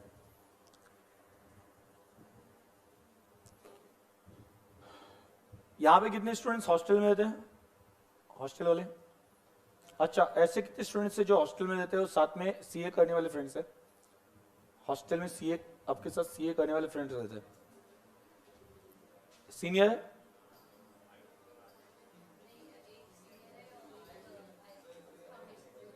ठीक है, तो कभी भी वो आपके सामने ऐसे मैं भारी वाला एक एटीट्यूड दिखाने लगे ना, ठीक है, ये सभी पूछ लेना कि ट्रेडिंग अकाउंट के क्रेडिट साइड पे ये क्यों आता है। पूछा था ये आ गया। तो कभी भी ऐसे वो ऐड दिखाने लगे ना, हम सी इंटर है, तो उसे ऐसे ही बोले क्लोजिंग स्टॉक की एंट्री बता। अभी हमने पढ़े ना क्लोजिंग स्टॉक को डेबिट, परचेस को क्रेडिट, परचेस से निकालना होगा। वो बोलेंगे closing stock account debit to trading account, ठीक है। कोई भी मतलब जो भी फाइनल अकाउंट के लॉजिक चल रहे हैं ना, अभी जो मैं बताऊंगा, जैसे cost of market price which is less, ऐसा क्यों होता है, ऐसा क्यों होता है, क्या रूल है उसके पीछे या लॉजिक क्या है, पूछ लो, कोई प्रॉब्लम नहीं। जितने मैं बोल रहा हूं ना उतने पूछ लो, ठीक है। अगर वो मेरा स्टूडेंट हो तो मत पूछना, ठीक है। हाँ, उसे ऑब्वियसली ये बात पता होगी। आ गया, हाँ ठीक है, फिर मत पूछना, ठीक है। तो लेकिन फाउंडेशन नहीं, बड़ा वो फाउंडेशन में नहीं था ना, इंटर में थे ना, ओके। तो फाउंडेशन में होना चाहिए उसके लिए। नहीं, याद रहता है, जनरली याद रहता है। ये वाला जो है वो कुछ इंपॉर्टेंट चीज है ना, इस वजह से याद रहता है, ठीक है। क्योंकि इंटर लेवल पे ये लॉजिक्स डिस्कस नहीं होते, क्योंकि इंटर लेवल पे थोड़ा सा अगले लेवल पे स्टार्ट हो जाता है, तो जहां पे जरूरत पड़ती है उतने ही लॉजिक्स एक्सप्लेन किए जाते हैं। ऑब्वियसली बेसिक भी वहां पे भी पढ़ाए जाते हैं, बट जो कंसेप्ट वहां पे है उससे जुड़े हुए बेसिक्स पढ़ाए जाते हैं। अगर वहां पे आता है कंजर्वेटिज्म का बात, कंजर्वेटिज्म की बात, तो हम बोलेंगे, अदरवाइज वहां पे नहीं होता है।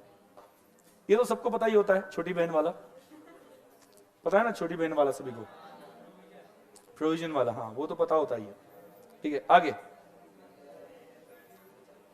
लिख देना,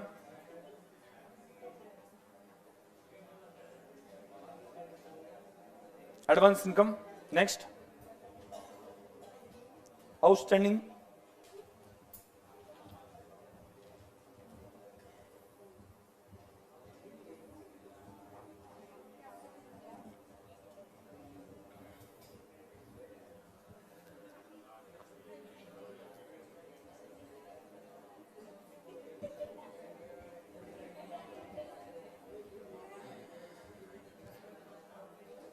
आई थिंक आप में से किसी ने तो पूछा था, मुझे बताया था आप में से किसी ने, मैंने पूछा था करके, आपने पूछा था ना, क्लोजिंग वाला पूछा था ना, आंसर नहीं मिला ना, नहीं मिलेगा, क्योंकि ये इग्नोर किए जाते लॉजिक्स, और ये लॉजिक्स आपने समझ लिए तो आगे की जिंदगी थोड़ी आराम से निकलती है। नहीं, उस वक्त आपको दिमाग नहीं लगाना पड़ता कि एग्जैक्टली क्यों आया, कैसे आया, कहां से आया, उस वक्त आपको पता होता ही है। ये तो जनरली ये पता होना चाहिए। बोलो आउटस्टैंडिंग एक्सपेंसेस की एंट्री, ये भी जनरली पूछ लो, ये भी जनरली स्टूडेंट्स को एंट्री पता नहीं होती, एडजस्टमेंट के दो इफेक्ट पता होते हैं, जैसे आपको भी एंट्री के दो इफेक्ट पता होंगे, नो डाउट। और मतलब आउटस्टैंडिंग एक्सपेंसेस ऐड करो यहाँ पे, एक्सपेंसेस में ऐड करो, और दूसरा क्या, लाइबिलिटी साइड पे दिखाओ, क्योंकि पे नहीं किए और इस साल का खर्चा है, इस वजह से इस साल के खर्चे में ऐड करो इसकी एंट्री, एंट्री बोलो, एक्सपेंसेस अकाउंट डेबिट, खर्चे इस साल का है ना, इस साल के खर्चे में आना चाहिए, इस साल के खर्चे में, तो डेबिट दिया एक्सपेंसेस को, जो भी है।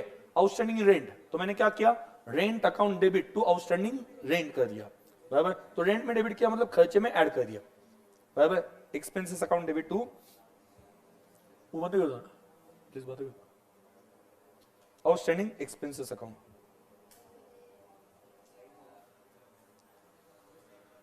आउटस्टैंडिंग एक्सपेंसेस अकाउंट, ये क्या है, लायबिलिटी है। अब दूसरे साइड पे क्या करोगे,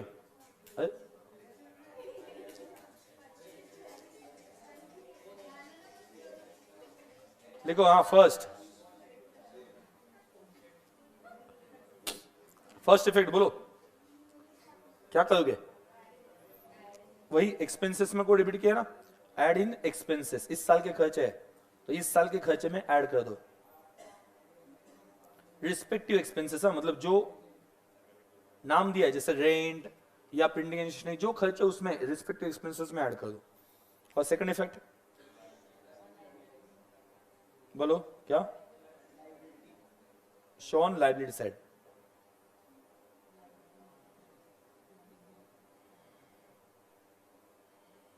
आगे क्या, ये समझा, कोई डाउट है इसमें, कोई डाउट है, रुचा नहीं, और कौन है, श्रुति किधर है, समझा, कोई डाउट है, बात,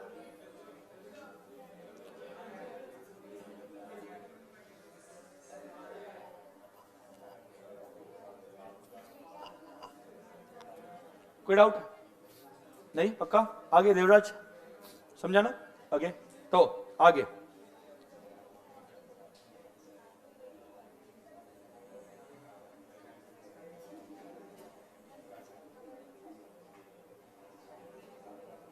क्या होता है ये आउटस्टैंडिंग इनकम?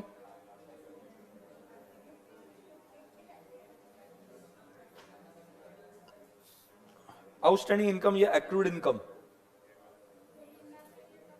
बट अगे देखो, मतलब जो इनकम हो चुका था या हमने काम किया था बट पैसे नहीं मिले, उसे बोलते हैं आउटस्टैंडिंग या एक्रूड इनकम। इसे हम बोलेंगे आउटस्टैंडिंग या एक्रूड इनकम। बोलो इसकी एंट्री क्या हो जाती? इनकम इस साल की इनकम में आना चाहिए ना, तो इनकम को क्या करेंगे हम? क्रेडिट। और ये पैसे अगले साल मिलने वाले हैं ना, मतलब ये अपनी एसेट है। एसेट मतलब डेबिट, तो एंट्री क्या आ जाएगी? एक्रूड।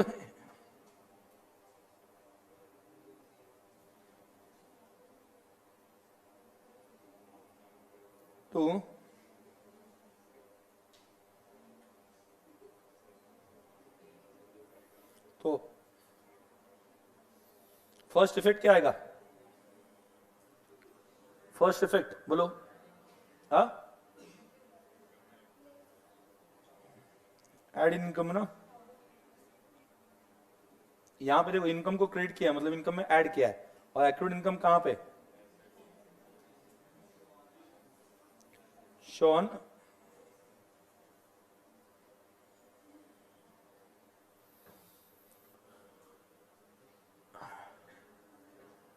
मतलब इन शॉर्ट एंड में जब समझ में आ गया कि ये इनकम पेंडिंग है, तो मैंने उसे इनकम में इंक्लूड कर दिया ताकि वो इस साल के पीएनएल अकाउंट में आ जाए।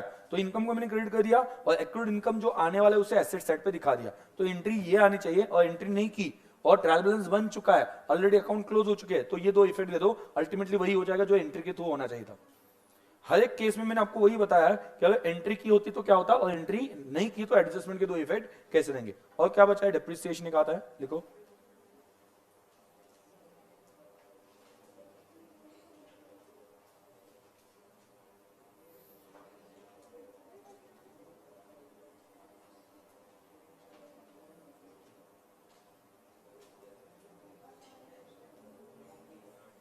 डेप्रिसिएशन कहां पे जाता है? डेप्रिसिएशन कहां पे जाता है? पीएनएल अकाउंट में। तो दो इफेक्ट क्या दोगे आप इसे? दो इफेक्ट, हाँ, डायरेक्ट फ्रॉम, पहले डेबिट ऑन पीएनएल अकाउंट ना, और दूसरा deduct from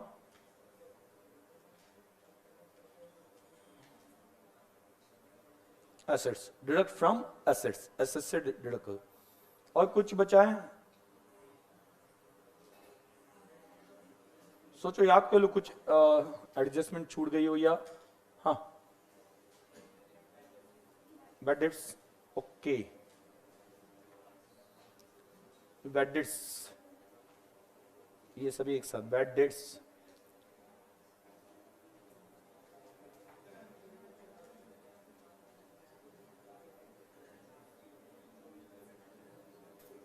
provision for doubtful dates, bad debts and provision for doubtful dates, इसका क्या होगा?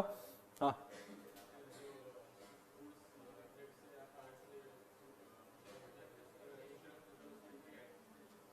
तो हम लॉस बाय फायर हो तो हमने पहले क्या किया? ट्रेडिंग अकाउंट में क्रेडिट कर दिया। ओके, बाद में उसे क्या करना है? पीएनएल अकाउंट में डेबिट करना है। तो पीएनएल अकाउंट में डेबिट करते वक्त अगर 5 लाख का लॉस हुआ है, उसमें से 4 लाख मिल रहा है, तो 4 लाख माइनस कर दो, 1 लाख ही दिखा दो। बराबर, मतलब इफेक्टिव लॉस आपका कितना हो गया? 1 लाख ही हो गया, ये आपको दिखाना है। और इसकी एंट्री अगर करनी हो तो एंट्री आप क्या करोगे? इंश्योरेंस क्लेम मिल गया, अब क्या एंट्री करोगे? Bank account debit. ओके, उसे कहां पे एडजस्ट करोगे? पहले जो लॉस दिखाया था डेबिट साइड पे, उसे क्रेडिट कर दोगे। ठीक है, ओके, देखो लॉस बाय फायर की एंट्री क्या होती है? लॉस बाय फायर की एंट्री बोलो। Loss by fire account debit to trading. अगर पहले एंट्री नहीं की, परचेस में एडजस्ट नहीं किया और डायरेक्टली आप ट्रेडिंग अकाउंट में दिखा दो, तो या तो loss by fire to purchase कर दो, पहले से ही कर दो। तो loss by fire to purchase, purchase account में से जो गुड्स आए थे वो गए, क्रेडिट कर दिया, आए तब डेबिट किया था, गए तब क्रेडिट कर दिया। तो क्या हो गया? Loss, loss account, loss by theft account, या sorry loss by fire account debit, या अकाउंट क्रेडिट हो गया 5 लाख। बाद में जब आपको 4 लाख उसमें से आ जाए ना, इंश्योरेंस क्लेम मिल गया, आप क्या एंट्री करोगे? बोलो, बैंक अकाउंट डेबिट एंट्री बोल रहे वो, बैंक अकाउंट डेबिट कितना? 4 लाख। टू लॉस कम हो जाए ना, टू लॉस बाय फायर के अगेंस्ट एडजस्ट करना है 4 लाख, तो आपके लॉस बाय फायर में कितना बचेगा? 1 लाख। तो वो 1 लाख ही कहां पे डालना है? P&L अकाउंट में। गुड्स तो 5 लाख की गई, तो ट्रेडिंग अकाउंट को 5 लाख का ही क्रेडिट मिलेगा गुड्स, क्योंकि ट्रेडिंग अकाउंट में लिखने की वजह क्या थी? गुड्स कितने गए, परचेस से कितने गुड्स गए, तो वहां पे 5 लाख ही आना चाहिए। बट जब वो आप P&L अकाउंट में डेबिट साइड पे आते हो तो इनर कॉलम में 5 लाख लिखोगे माइनस इंश्योरेंस क्लेम 4 लाख, और आउटर में कितना लिखोगे? 1 लाख ही लिखोगे लॉस। समझ में आ गया? हाँ नहीं, अगर मैंने बोला रिसीव हुआ तो बैंक में जाएगा, और रिसीवेबल है तो एसेट साइड पे इंश्योरेंस क्लेम रिसीवेबल करके दिखाओ। क्लियर? अगर रिसीवेबल है मतलब मिला नहीं, मिलने वाला है, तो मैं 5 लाख में से 4 लाख माइनस करके 1 लाख दिखा दूंगा, और 4 लाख मिलने वाले इस वजह से एसेट साइड पे दिखा दूंगा। क्लियर? डन। अभी यहां पे bad debts and provision for doubtful dates. Clear? Provision के जो याद रखना, प्रोविजन के जितने भी आइटम्स हैं उसके लिए एक्सप्लेनेशन होगा। ओके, सिर्फ बैड डेट्स के लिए नहीं है, बैड डेट्स के नाम है, बट जहां जहां पे प्रोविजन आएगी, प्रोविजन और कहां पे बनती है? प्रोविजन और कहां पे बनती है? कहां पे बनती है? Provision for discount on debtors, discount on debtors, मतलब डेटर्स को हम डिस्काउंट देने वाले, वो भी होने वाला लॉस है ना। प्रोविजन कौन से कंसेप्ट से आती है? कौन सा गैप में प्रिंसिपल है? क्या? Conservatism, expect and record all future losses. तो वहां पर लिख देना प्रोविजन कहां से आती है? कंजर्वेटिज्म। और कंजर्वेटिज्म का मीनिंग लिखना हो तो लिख दो, कंजर्वेटिज्म क्या बोलता है? Expect and record all future losses, expect and record all future losses, but don't expect and record future gains.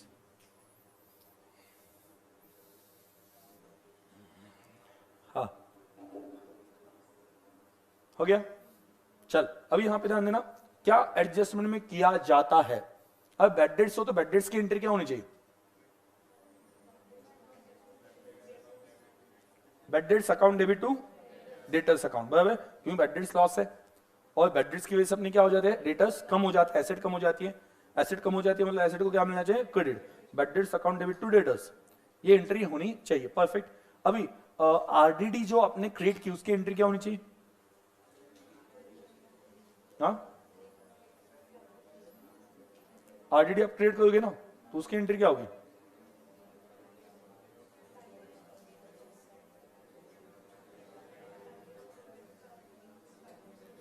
Bad debts तो हुए नहीं ना, बैड डेट्स तो होने वाले। आरडीडी मतलब क्या? देखो पहली बात क्लियर कर लो, आरडीडी का लॉन्ग फॉर्म क्या है? Reserve for doubtful dates.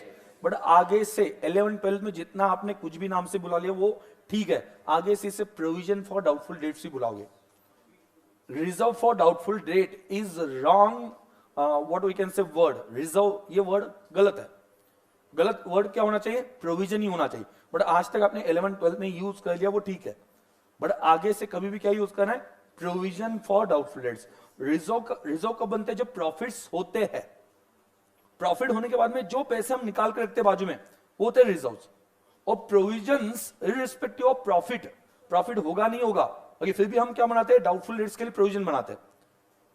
मतलब आप याद है क्या 11 12 में आपने क्या किया था? प्रोविजन फॉर डाउटफुल डेट्स या रिजर्व फॉर डाउटफुल डेट्स, ये प्रॉफिट कैलकुलेट करने के बाद में नीचे अकाउंट के नीचे लिखी थी, या प्रॉफिट कैलकुलेट होने से पहले ही डेबिट किया था?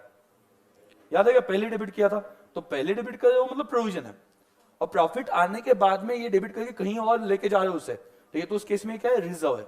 रिजर्व मतलब प्रॉफिट से क्रिएट होता है, और प्रोविजन जो है प्रॉफिट हो नहीं हो कुछ पता नहीं, हम क्या करते हैं? प्रोविजन क्रिएट करते हैं। तो इसका सही वर्डिंग जो है वो प्रोविजन है। बट जो कि आपने आरडीडी नाम से पढ़ा हुआ है तो मैं बीच बीच में आरडीडी नाम बुलाऊंगा, बट इसका करेक्ट जो लिखना है वो क्या है? Provision for doubtful dates. RDD reserve for doubtful dates ये वर्ड सही नहीं है इसके लिए, ठीक है। इस वजह से आगे आप सीए में देख लो, आपको कहीं पे ये word reserve for doubtful dates ऐसा करके नहीं आएगा। कहीं पे यूज होता है तो मे भी फाउंडेशन में यूज होगा, क्योंकि 11 12 आप पढ़ के आए हो और फाइनल अकाउंट के प्रॉब्लम चल रहे हैं, इस वजह से वो आपको समझ में आ जाए, इस वजह से लिख दे। बट उसका करेक्ट वर्ड क्या है? Provision for doubtful dates. Clear? बराबर। रिजर्व कब बनता है? प्रॉफिट्स आने के बाद, प्रॉफिट्स आए तो। और प्रोविजन कब बनती है? प्रॉफिट्स आए या नहीं आए, कुछ फर्क नहीं पड़ता, प्रोविजन तो बनानी होती है। इस वजह से प्रोविजन होने वाले लॉसेस रिकॉर्ड करने हैं, मतलब भले प्रॉफिट हो नहीं हो, रिकॉर्ड करनी है। और रिजर्व हमेशा किससे बनते हैं? प्रॉफिट से बनते हैं। तो पहले प्रॉफिट उसके लिए आना चाहिए।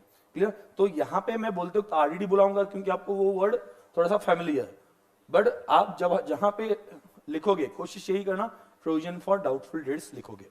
क्लियर? तो अभी यहां पे क्या हो जाएगा? बैड डेट्स की entry, bad debts account debit to debtors account. बाद में प्रोविजन फॉर डाउटफुल डेट्स, मतलब आपने जो आरडीडी क्रिएट की उसकी एंट्री क्या?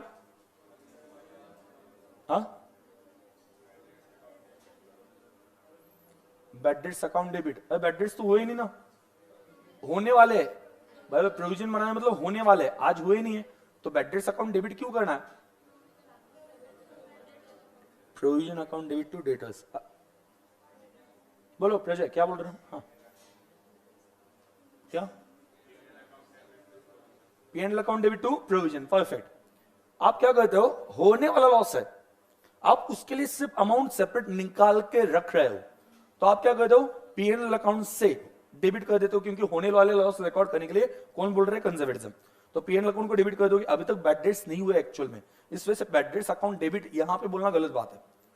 तो पीएनएल अकाउंट डेबिट मैंने निकाल के कहां पे रखा? To provision for doubtful debts. याद रखना, मैंने बीच में कहां पे बताया था आपको याद नहीं, मैंने पॉकेट दिखाया था, याद है? कौन से, कब गोवा गए थे, याद है क्या? डिप्रिसिएशन के लिए, हाँ डिप्रिसिएशन के लिए बताया था, ठीक है। बट सभी लोग सुन लेना, provision is nothing but it is your wallet, pocket, ऐसा मान के चलो। ये कंसेप्ट बहुत दिमाग में अच्छे से बैठती है, ठीक है। आपको पता है कि कहीं पे आप ट्रिप के लिए जा रहे हो, पैसों की जरूरत है, आप कहां पे जाते हो? एटीएम में जाते हो। एटीएम मतलब आपका पीएनएल अकाउंट, इन शॉर्ट हम इसे एटीएम मान लेंगे। एटीएम से आप क्या करते हो? पैसे निकाल लेते हो, कहां पे रखते हो? पॉकेट में। पॉकेट क्या बन गई? प्रोविजन। खर्च हुआ है क्या? नहीं। खर्च हुआ या होने वाला है? होने वाला है। कहां पे रखा? पॉकेट में रखा। अभी जब आप खर्च करोगे तो कहां से पे करोगे? एटीएम से या पॉकेट से? पॉकेट से। मतलब ये प्रोविजन बनाई है, ये पॉकेट जो है आपका, ये नथिंग बट ये प्रोविजन है। इसमें पैसे रखने की वजह क्या है? भले 100 रुपए रखे जाए, ठीक है, 100 रुपए, हाँ 100 रुपए रखे जाए, बट इसमें क्यों रखे? खर्च करने के लिए पैसे होने चाहिए, ठीक है। लेकिन इस बैच के स्टूडेंट्स बहुत अच्छे हैं, मतलब मैंने जैसा बता दिया 100 रुपए रहते हैं मेरे पास, तो सभी स्टूडेंट ने ऐसा, मतलब चलो सर कॉफी पीते हैं, मतलब ऐसा रहम आता है, हाँ सर चलो सर कॉफी पीते हैं, चलो सर कुछ तो भी खा के आके आते। अच्छे स्टूडेंट्स हैं सभी। नहीं सर आप हमारे साथ खाना खा लो सर, ठीक है। तो आप मेरा दर्द समझ सकते हो, मैं, हाँ आई कैन अंडरस्टैंड, ठीक है, थैंक यू। ओके, तो इसमें मेरे लिए एटीएम मतलब मेरी बीवी है, हाँ, तो वहां से पैसे आ गए, ओके, मैंने यहां पे डाल दिया। एटीएम को क्या मानेंगे हम? PNL account. अब ये बैड डेट्स हुए, देखो जो बैड डेट्स हो गए वो तो ऑलरेडी प्रोविजन बनी हो, तो इससे ही जाने चाहिए, जो खर्च हुआ इससे ही जाना चाहिए। और कम पड़ता है, पैसा कम पड़ गया आफ्टर द बैड डेट्स या आफ्टर द एक्सपेंसेस, पैसा कम पड़ रहा है, क्या करोगे? फिर से जाओगे पीएनएल अकाउंट, मतलब एटीएम में जाओगे, पैसे निकालोगे। सो इन शॉर्ट ये एटीएम पीएनएल अकाउंट, ये याद रखना। और एटीएम से पैसे निकाल के पॉकेट में, तो मतलब ये पॉकेट आपका क्या है? प्रोविजन है। और आगे जो खर्च करोगे वो खर्च कहां से होगा? खर्च कहां से होगा बोलो? प्रोविजन, मतलब पॉकेट से होगा, बराबर। अभी आप देखो, जब मैंने पैसे विड्रॉ कर लिए पीएनएल अकाउंट से, PNL account debit to provision, PNL account provision, पैसे कहां पे आ गए? प्रोविजन, मतलब पॉकेट अकाउंट में, बराबर। आगे जब बैड डेट्स होंगे तो मैं किसे डेबिट करूंगा? प्रोविजन को। समझ में आया क्या? इसको क्रेडिट करके रखा था ना पहले, यहां से खर्च दिखाना है हमें, तो प्रोविजन को मैं क्या कर दूंगा? डेबिट कर दूंगा। यहां से निकल जाएंगे, प्रोविजन को मैं डेबिट कर दूंगा। उस वक्त पीएनएल अकाउंट को डेबिट नहीं करना है, उस वक्त पीएनएल अकाउंट को आपको डेबिट नहीं करना है, ठीक है। तो उस वक्त मैं बोलूंगा provision account debit to debtors account बोलूंगा। डेटर्स मेरे कम हो गए, वो पैसे नहीं देने वाले। जब मैंने ये प्रोविजन निकाली थी तब मुझे पता नहीं था खर्चा सच में होगा या नहीं होगा, इस वजह से मैंने एक अलग अकाउंट में रखा था। खर्चा जब एक्चुअली हो गया तो उस वक्त मैंने बोला कि यहां से पैसे चले गए प्रोविजन अकाउंट से। समझ में आया? डन। तो आप क्या करोगे? पहले एंट्री बोलो PNL account debit to provision, PNL से निकाला, प्रोविजन में रख दिया। खर्चा नहीं हुआ है, लॉस नहीं होने वाला है, हो सकता है, होने वाला है, तो अभी प्रोविजन में रख दिया। जब खर्चा होगा तब कहां से लेंगे? प्रोविजन से। एंट्री बोलो, provision account debit to debtors. Debtors कम हो गया ना, साथ में उन्होंने पैसे देने से मना कर दिया, तो डेटर्स का बैलेंस कम हो गया, टू डेटर्स अकाउंट। बराबर, डन। तो आपने क्या किया, आपने प्रोविजन क्रिएट की। अभी आपके पास प्रोविजन सॉरी प्रोविजन खत्म हो गई, क्या करोगे? प्रोविजन खत्म हो गई, फिर से P&L account debit to provision. P&L account से ही निकालेंगे, P&L account debit to provision. तो आपको ये निकालना होता है कि पैसा कितना कम पड़ रहा है आफ्टर द एडजस्टमेंट। मतलब आपने निकाले 5,000 रुपए, आपने कितने निकाले? चलो 5,000। आपने कितने निकाले? 5,000। अभी लेक्चर है ना आपका?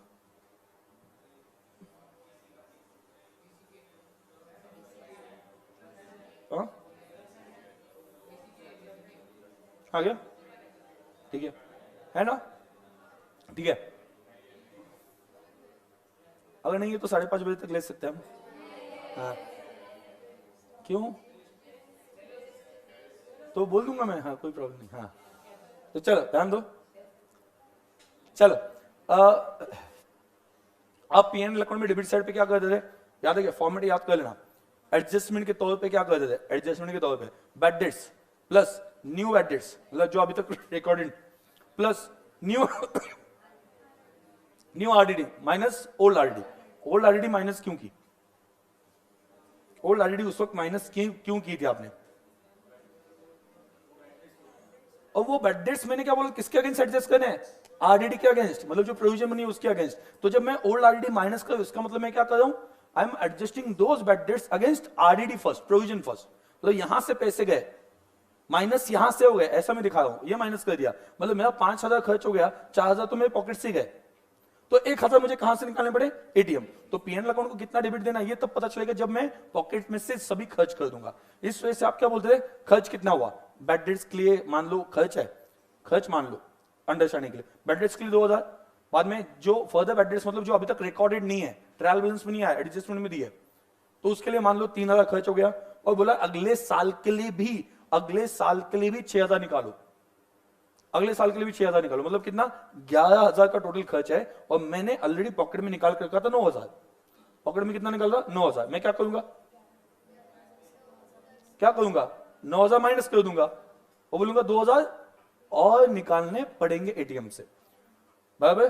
तो ये वाला जो है, जैसे कि फॉर एग्जांपल आप अगर बेसिकली यहां से कहीं पे, मतलब एक लड़के से मैंने गोवा का ट्रिप बोला था, बराबर।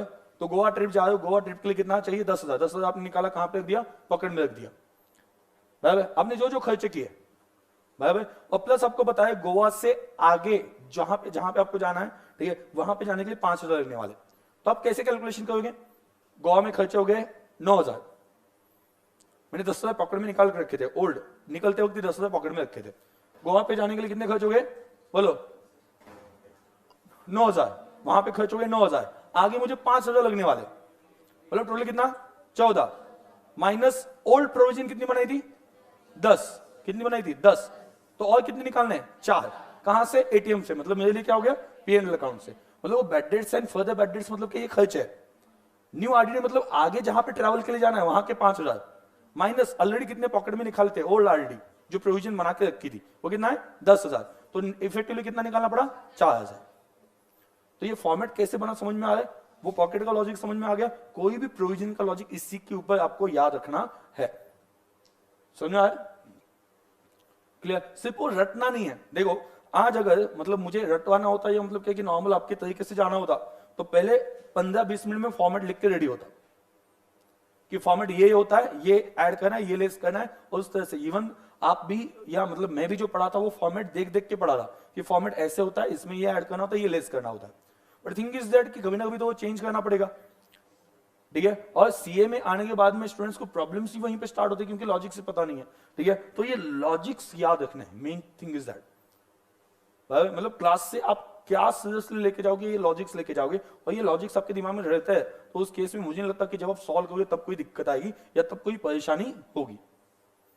क्लियर? तो एंट्री करते वक्त आप क्या करोगे? एंट्री करते वक्त बोलो provision for doubtful debts to, नहीं sorry, P&L account debit to provision. पहले एंट्री वो P&L account debit to provision, पहले प्रोविजन बनाई, बाद में क्या किया?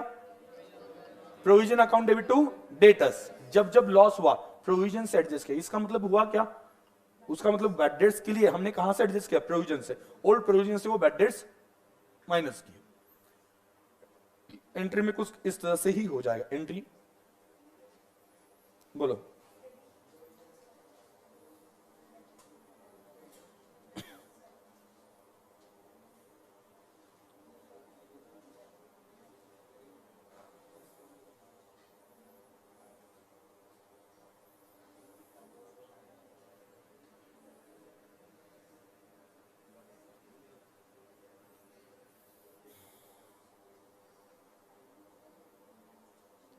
चल मैंने बोला इसी लेक्चर में मुझे अकाउंट्स बहुत डिफिकल्ट जाता था, ठीक है, बट मैंने पढ़ाने से पहले बहुत उसके ऊपर रिसर्च किया।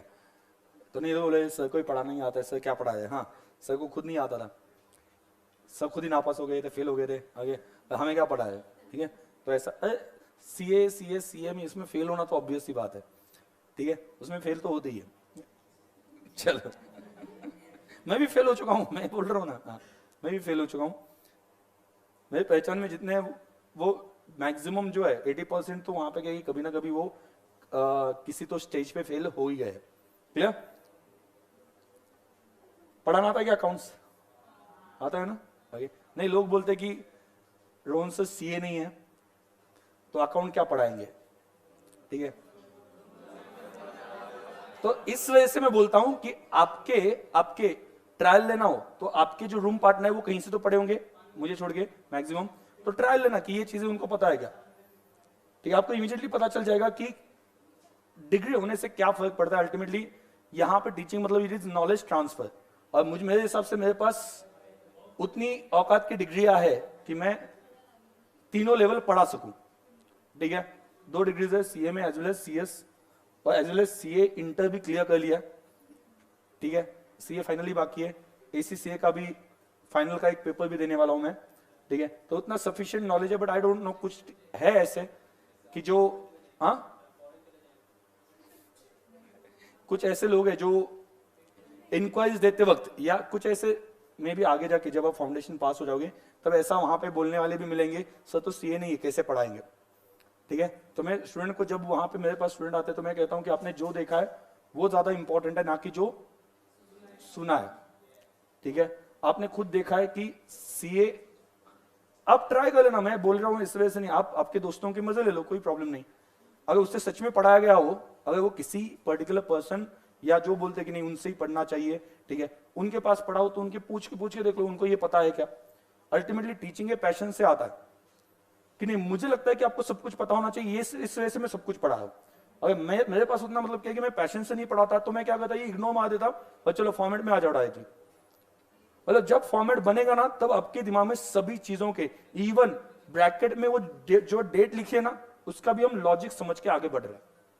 फॉर्मेट पे हम अभी तक गए ही नहीं, फॉर्मेट बनने से पहले क्या क्या आपको पता होना चाहिए ये बातें चल रही, उसके लिए अपना पूरा एक लेक्चर चला गया ये समझने के लिए फॉर्मेट में क्या क्या आना चाहिए, बराबर। और ये समझने के बाद में आप फॉर्मेट देखते हो तब जाके सच में आपको फॉर्मेट याद नहीं किया है वो याद हो जाएगा कि क्या हो गया, कहां पे क्या हुआ था, डेबिट क्यों दिया, क्रेडिट क्यों दिया, व्हाटएवर।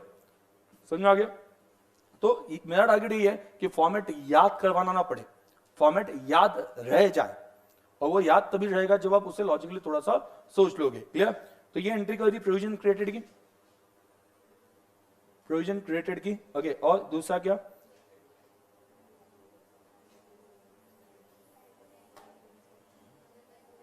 फर्दर बैड डेट्स क्या होते हैं, जो रिकॉर्ड नहीं किए, ऐसे टाइप के अभी रिकॉर्ड करे हो तो बोलो क्या,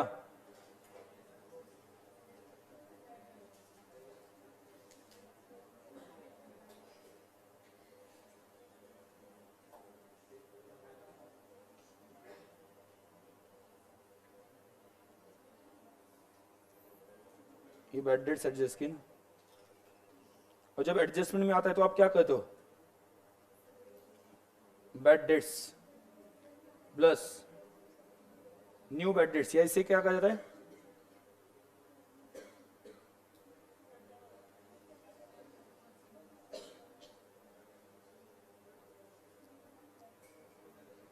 न्यू आरडीडी किसके लिए होती है, न्यू आरडीडी क्यों बनाई हमने? लास्ट ईयर भी हमने आरडीडी बनाई थी, इस साल भी बनाई। इस साल किसके लिए बनाई? Next year. लास्ट ईयर क्यों बनाई थी? इस साल के लिए, बराबर ना? तो लास्ट ईयर जो बनाई थी इस साल के लिए, तो माइनस कर दो ना, क्योंकि ये बैड डेट जो इस साल हुए है वो किसके अगेंस्ट एडजस्ट करना है? यहां पे बोला मैंने, बैड डेट जो इस साल हुए है वो किसके अगेंस्ट एडजस्ट करना है? प्रोविजन के अगेंस्ट, मतलब आरडीडी के अगेंस्ट। तो माइनस क्या करना है? ओल्ड आरडीडी माइनस क्या करना है? Old RDD. तो आपको मिलेगा ये पीएनएल अकाउंट के डेबिट साइड पे चलेगा क्या? Debit to P and L account, debit to P and L account. RDD मतलब provision, reserve for doubtful debts. मैंने आपको पहले ही बोला ना कि आपने ये आरडीडी करके पढ़ा है आज तक, इस वजह से मैं मेंशन कर रहा हूं, ठीक है? पीडीडी पढ़ा क्या? अच्छा बात है, ठीक है? पीडीडी मतलब प्रोविजन फॉर डाउटफुल डेट्स। जिनको ऑलरेडी पीडीडी पढ़ा है वो बहुत अच्छी बात है, मैं खुद बोलता हूं कि उन्होंने पहले से वो ध्यान रखा कि रिजर्व बोला नहीं है। बट मैक्सिमम केस में कितने लोगों ने आरडीडी पढ़ा है? मैक्सिमम लोगों ने आरडीडी पढ़ा होगा, क्लियर? वो एक्चुअली, तुम लोग पागल हो वो एक्चुअली नहीं, मैं बोल रहा हूं एक्चुअली कि वो क्या होना चाहिए? प्रोविजन फॉर डाउटफुल डेट्स, पहले ही क्लियर किया। वो प्रोविजन है, वो रिजर्व नहीं होना चाहिए, ये पहले ही मैं बोल के रखता हूं, ठीक है? बट आपको जो कि आरडीडी करके पढ़ा है वहां पे पीडीडी लिख देना, कोई प्रॉब्लम नहीं है, ठीक है? कोई भी दिक्कत नहीं है, समझा? हमने क्या किया? प्रोविजन बनाई। जब भी आप प्रोविजन बनाओगे क्या करोगे? पीएनएल अकाउंट को डेबिट कर दोगे। तो यहां पे मैं पीएनएल अकाउंट के डेबिट साइड पे लिख रहा हूं ये ऐड करो। इसमें मैंने क्या किया? न्यू आरडीडी ऐड कर दिया, मतलब क्या? पीएनएल अकाउंट को डेबिट करने के लिए उसमें ऐड कर दिया, और माइनस क्या कर दिया? ओल्ड, जो ऑलरेडी बन चुका है। मैंने क्या बोला था? जब बैड डेट्स होते हैं तो पहले किसके अगेंस्ट एडजस्ट करो? प्रोविजन के अगेंस्ट। तो प्रोविजन को डेबिट दे दिया, ओके, टू डेटर्स कर दिया। समझ में आ गया? तो एंट्री करते वक्त अलग आएगा, अलग मतलब वही इफेक्ट है, बट एंट्रीज के तौर पर यह एंट्री की तरह से। और जब उसे फॉर्मेट में सेट करोगे एडजस्टमेंट्स के जैसे, तो वो कैसे आ जाएगा? RDD plus, sorry, bad debts plus new bad debts. ये पूरे किसके अगेंस्ट एडजस्ट करने? प्रोविजन के अगेंस्ट। तो मैंने नीचे प्रोविजन माइनस किया, ओल्ड प्रोविजन, जो बैड डेट्स के लिए प्रोविजन बनाई थी उसे माइनस कर दिया उसके अगेंस्ट एडजस्ट करने के लिए, प्लस न्यू आरडीडी, ये पीएनएल अकाउंट से निकालनी है। तो मैंने क्या किया? तीनों जो मुझे पीएनएल अकाउंट को डेबिट करने, बैड डेट्स करने, न्यू बैड डेट्स, बाद में क्या? न्यू आरडीडी, ये पीएनएल अकाउंट को डेबिट करना है। बट ऑलरेडी जितने की प्रोविजन बनाई है उतना तो मैं पॉकेट से ही दे दूंगा, उसके लिए मुझे पीएनएल अकाउंट में जाने की जरूरत नहीं। तो उतना मैंने क्या किया? माइनस कर दिया। तो मुझे पता चला एडिशनल कितना निकालना पड़ेगा। समझा? कोई डाउट है? पक्का सभी को? रुचा? हाँ, ठीक है। आगे श्रुति, आज और कौन है साइंस स्टूडेंट? समझा? पक्का? धीरज समझ में आ गया? और कोई है साइंस स्टूडेंट? बाकी कॉमर्स स्टूडेंट को कोई प्रॉब्लम है? नहीं ना? पक्का आप लोगों को? नहीं तो आप बोलोगे सर उनको ही पूछते हो, हमें कभी नहीं पूछते। कट्टी, हम नहीं बोलेंगे, हाँ, ऐसा कुछ नहीं ना। उनको पूछता हूं क्योंकि उनको कुछ भी पता नहीं, ठीक है? और मैं ये प्राउडली कह सकता हूं कि अपना ही ऐसा क्लास है जहां पे हम साइंस स्टूडेंट को पहले पूछते हैं कि तुम्हें समझा क्या, ठीक है? मेरे हिसाब से कोई साइंस स्टूडेंट को जनरली क्लास में पूछता ही नहीं। आपने कहीं पे अटेंड किया होगा, पूछते क्या साइंस स्टूडेंट हो गया? मुझे पता नहीं। साइंस स्टूडेंट को हर बार समझा, ठीक है? तो इतना सीरियसली नहीं लिया जाता। बट थिंग इज दैट, हाँ, तुम्हें समझा, तुम तो आज अलग ही दुनिया में हो। हाँ, कोई डाउट है? नहीं? पक्का? डन आपको? चलो